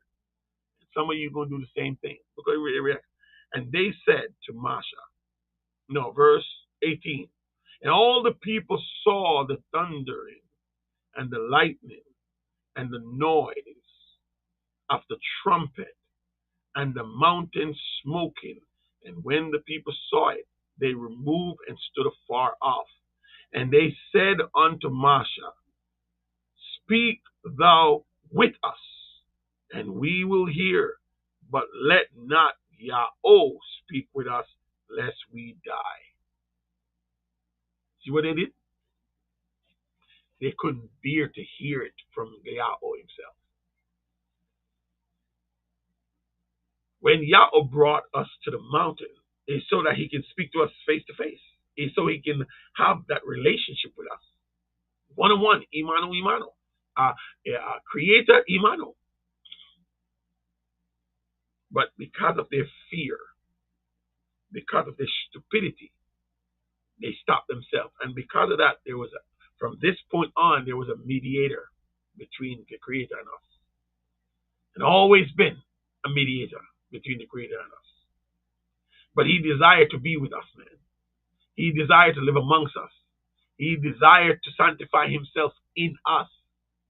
He's coming down to show the world that he is Adonai Elohim, Lord and God. He's coming down. I'm going to do part 2 very soon. Not sure when. So you're going to have to just set your notification to when I'm on. And I'm going to do part 2. And I'm going to just go straight into breaking down Deuteronomy 28. All right? And I'm going to show you unequivocally that you are the children and the curse is still upon you.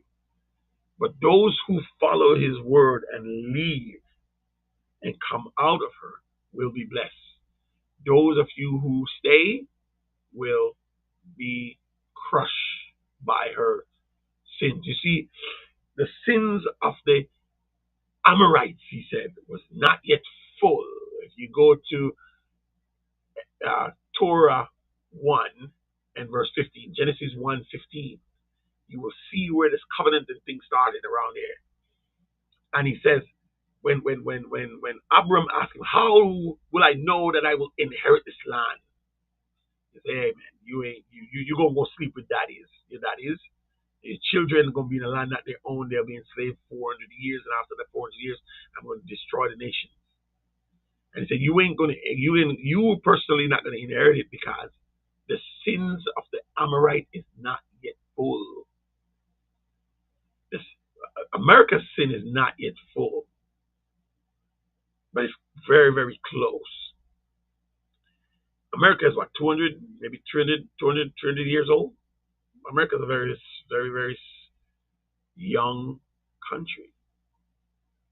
But you look at Egypt. Egypt was destroyed and never became a nation again. You look at the nations around.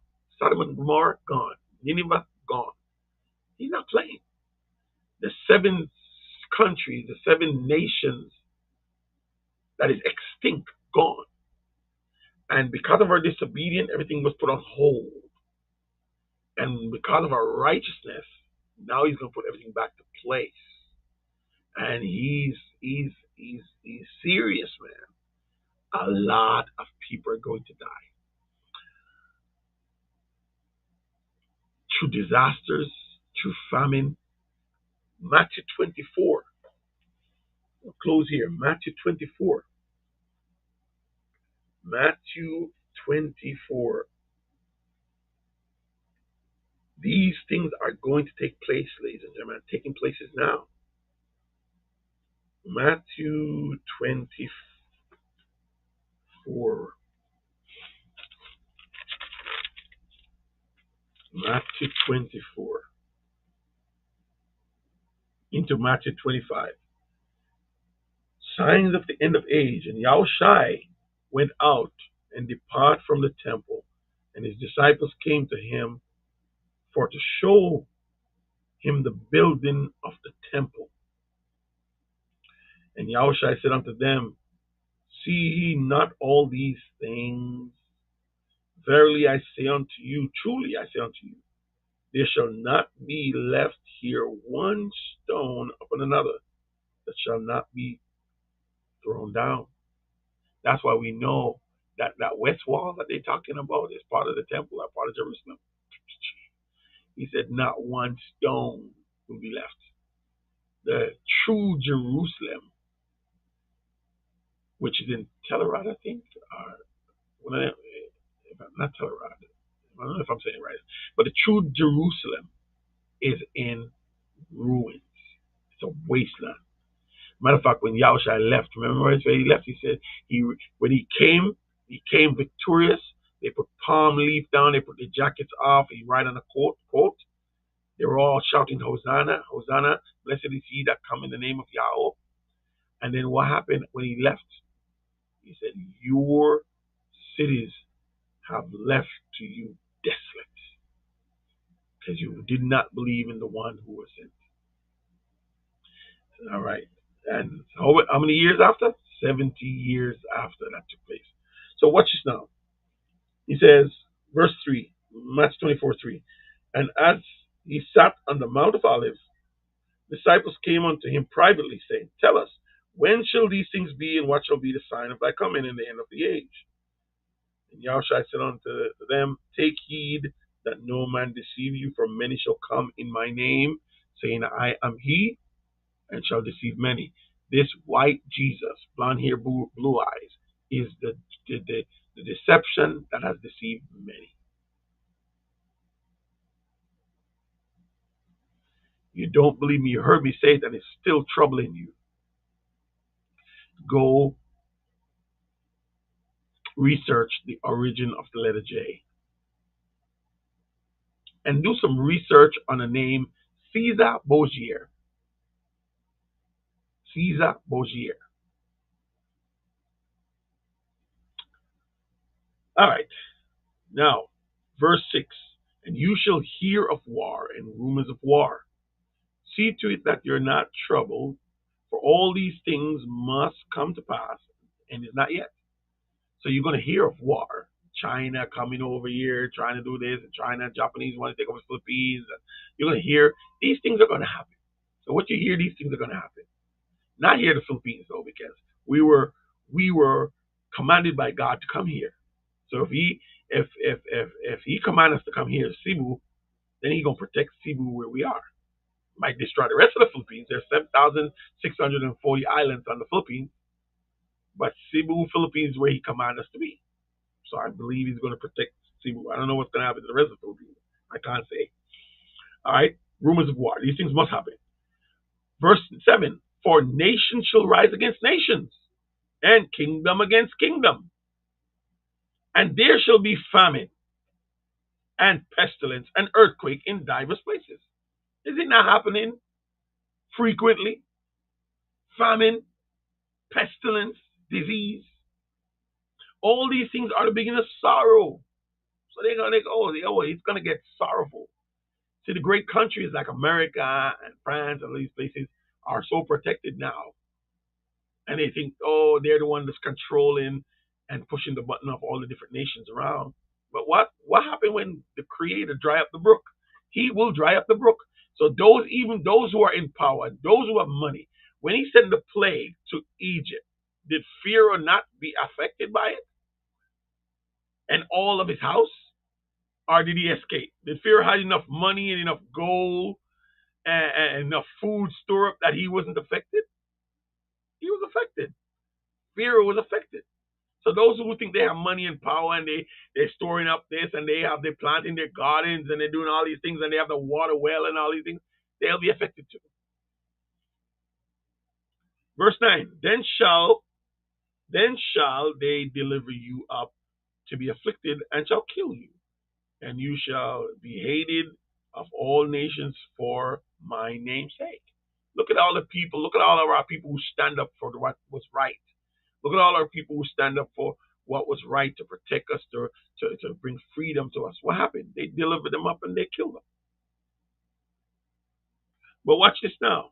And all the disciples were killed. Except for John the Baptist, except for John, who the Revelator, who was spared to give the prophecy of Revelation. All right, verse 10. Then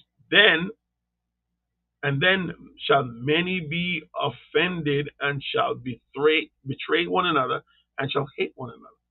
So family members will be turning on family members, put them to death. All types of things going to happen. And watch this now, verse 11. This is very, very important. Watch now. And many false prophets shall rise and shall deceive many. And because iniquities, what is iniquities? Lawlessness. Because they won't practice and obey God's laws, shall abound, the love of many shall wax cold. They'll believe anything, I'll do anything anyone say, but they won't listen to God.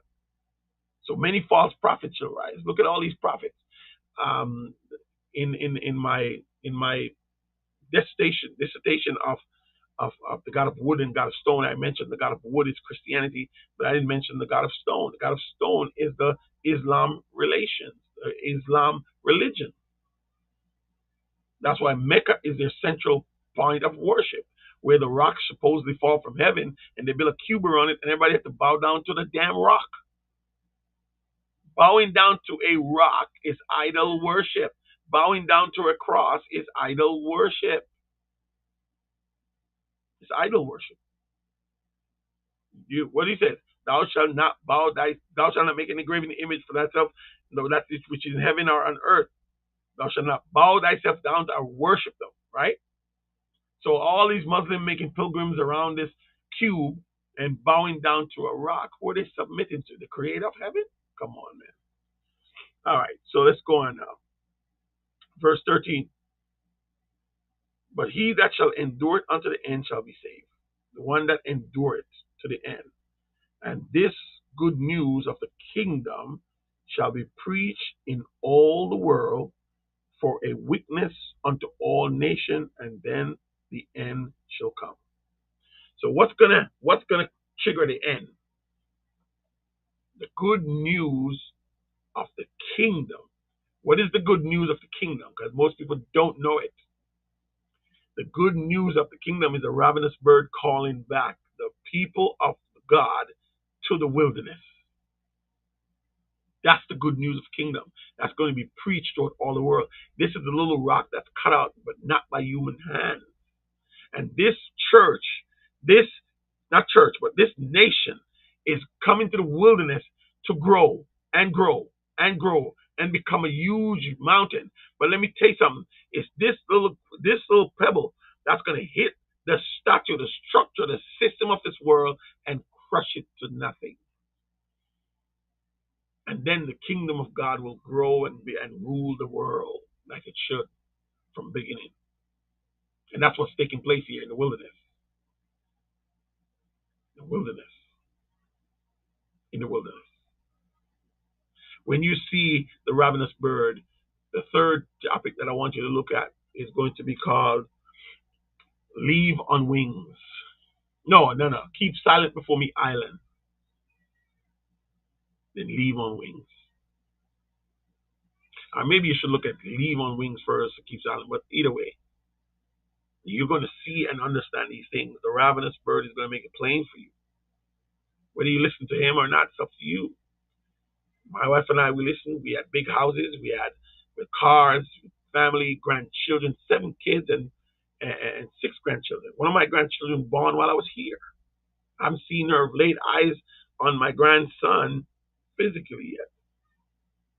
I've seen pictures, I've seen videos, but not physical. But I chose to come here. Where businesses sold it because we want to position ourselves in the truth. And I said this out of joke. Let's say all is bullshit. Let's say it's all bullshit. Just let's say it's all bullshit. What's the alternative?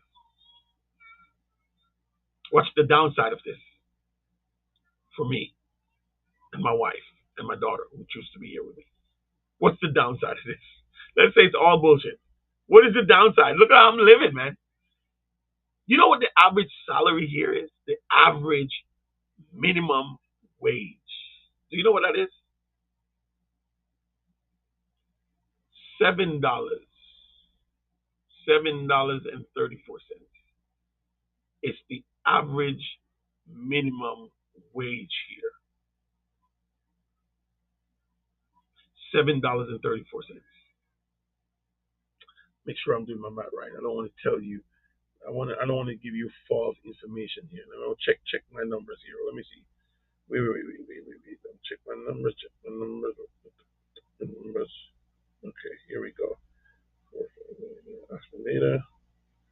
C450. Sorry.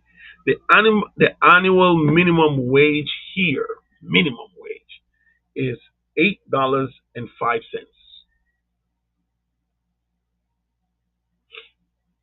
$8. Then you see, you misunderstood what I'm trying to tell you. That's not $8.05 an hour. That's not what they make here an hour. That's what they make here a day. That's the minimum wage per day. $8.05 a day. And that's entail about 10 hours a day.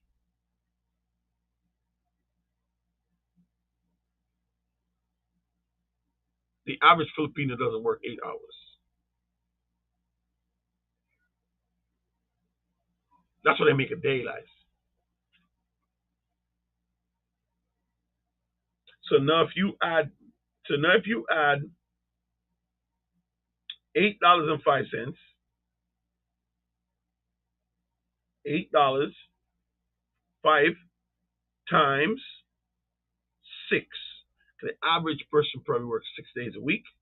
Well, usually 7, but they usually get one day off. That's $51 a week. $51 a week. Come on, get out for the amount. See that? What is damn thing always? $51 a week.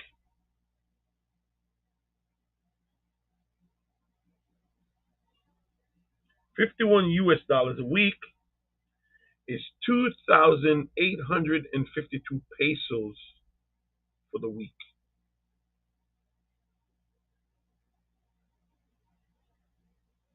2,852 pesos a week. So monthly income, so 2,000. So you add times that by 4, and that's for the person who works 6 days a week. So you times that by 4. Why do they keep doing this damn game thing on here, man? Oh gosh, I can't stand this.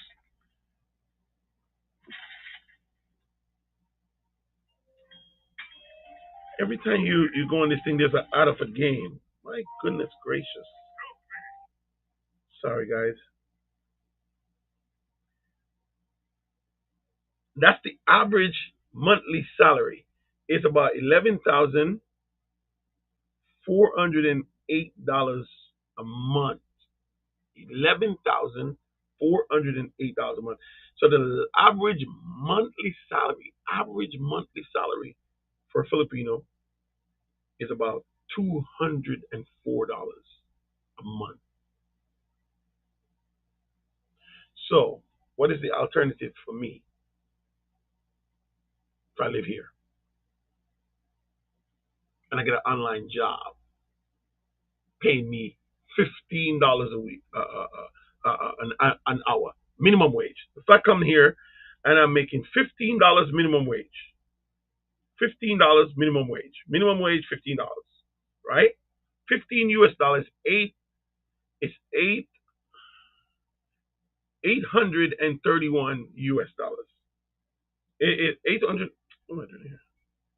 yeah, $15 is 838.87.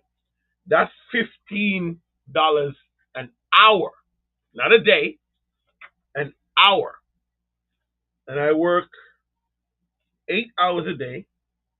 Let me get my calculator different. Look at this dumbass thing here. So 15 $15 an hour times 8 hours a day. That's $120 for the day. Times 4.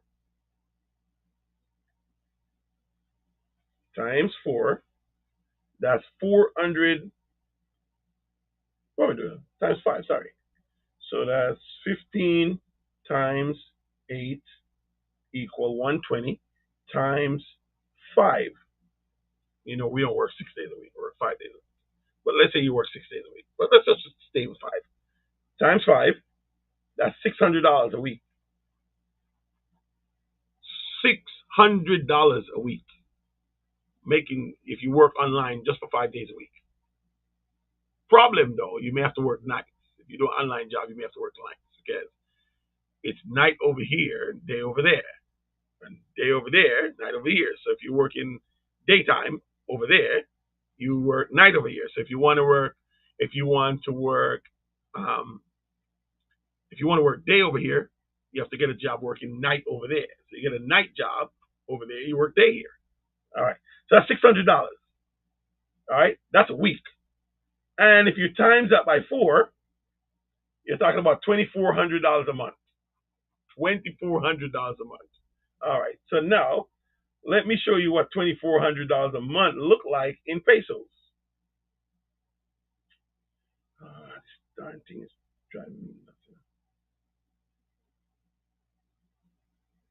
Okay, 2,400. Watch this now. 2,400 in pesos. You get $2,400 a month in pesos.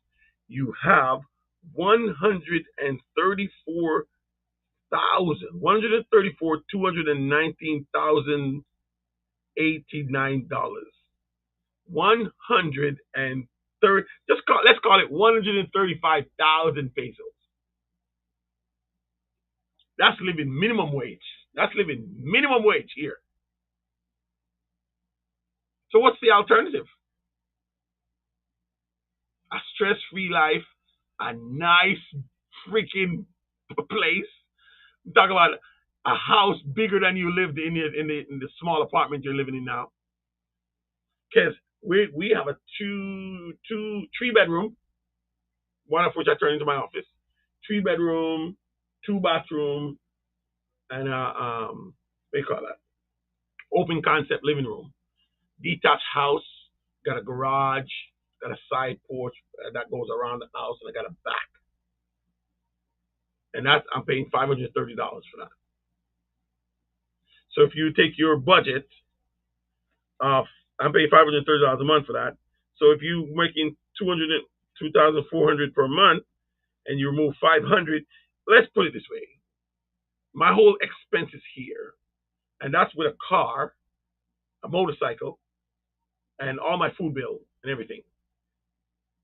And a giving for everything that I'm paying here. Because now, remember now, I don't pay. Oh, let me give you your food bill depending on how you live. Because we go out a lot and eat out a lot. So depending on how you live, $800. You can live like a king here. $800. If you're like me and you go out and you do this, it might cost you maybe say an extra $340.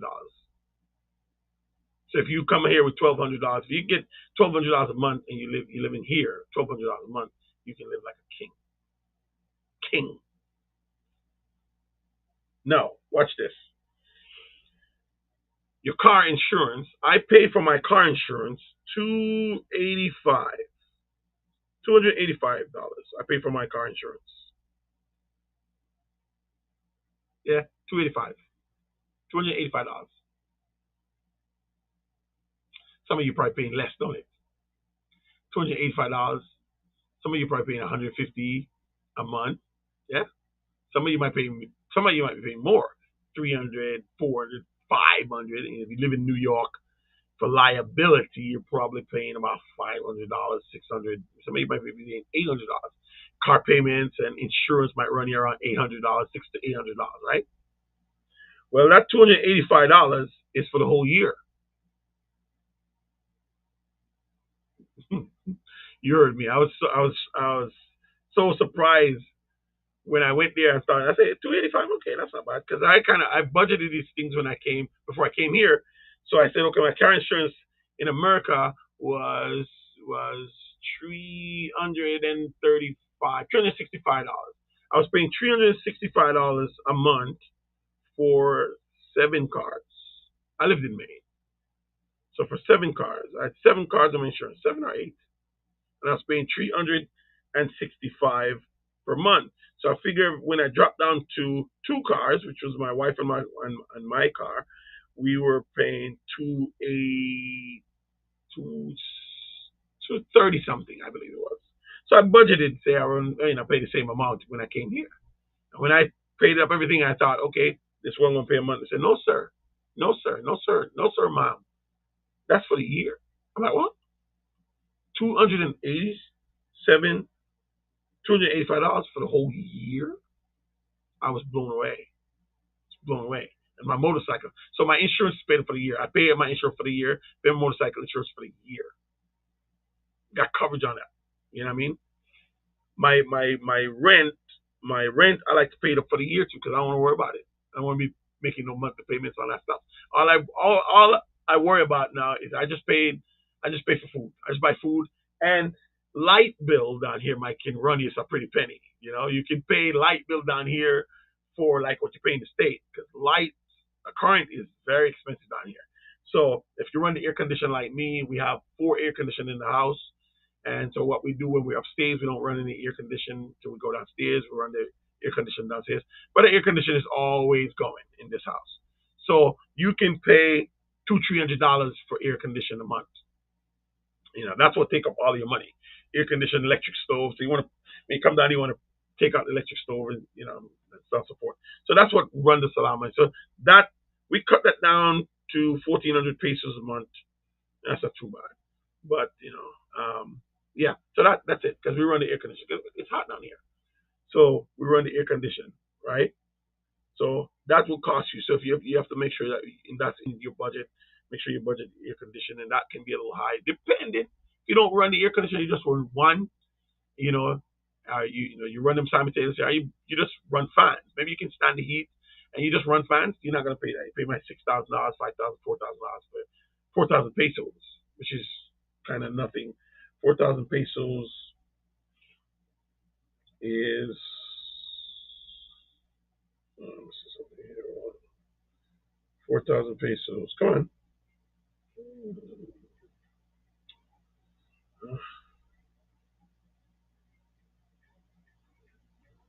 Okay, 4,000.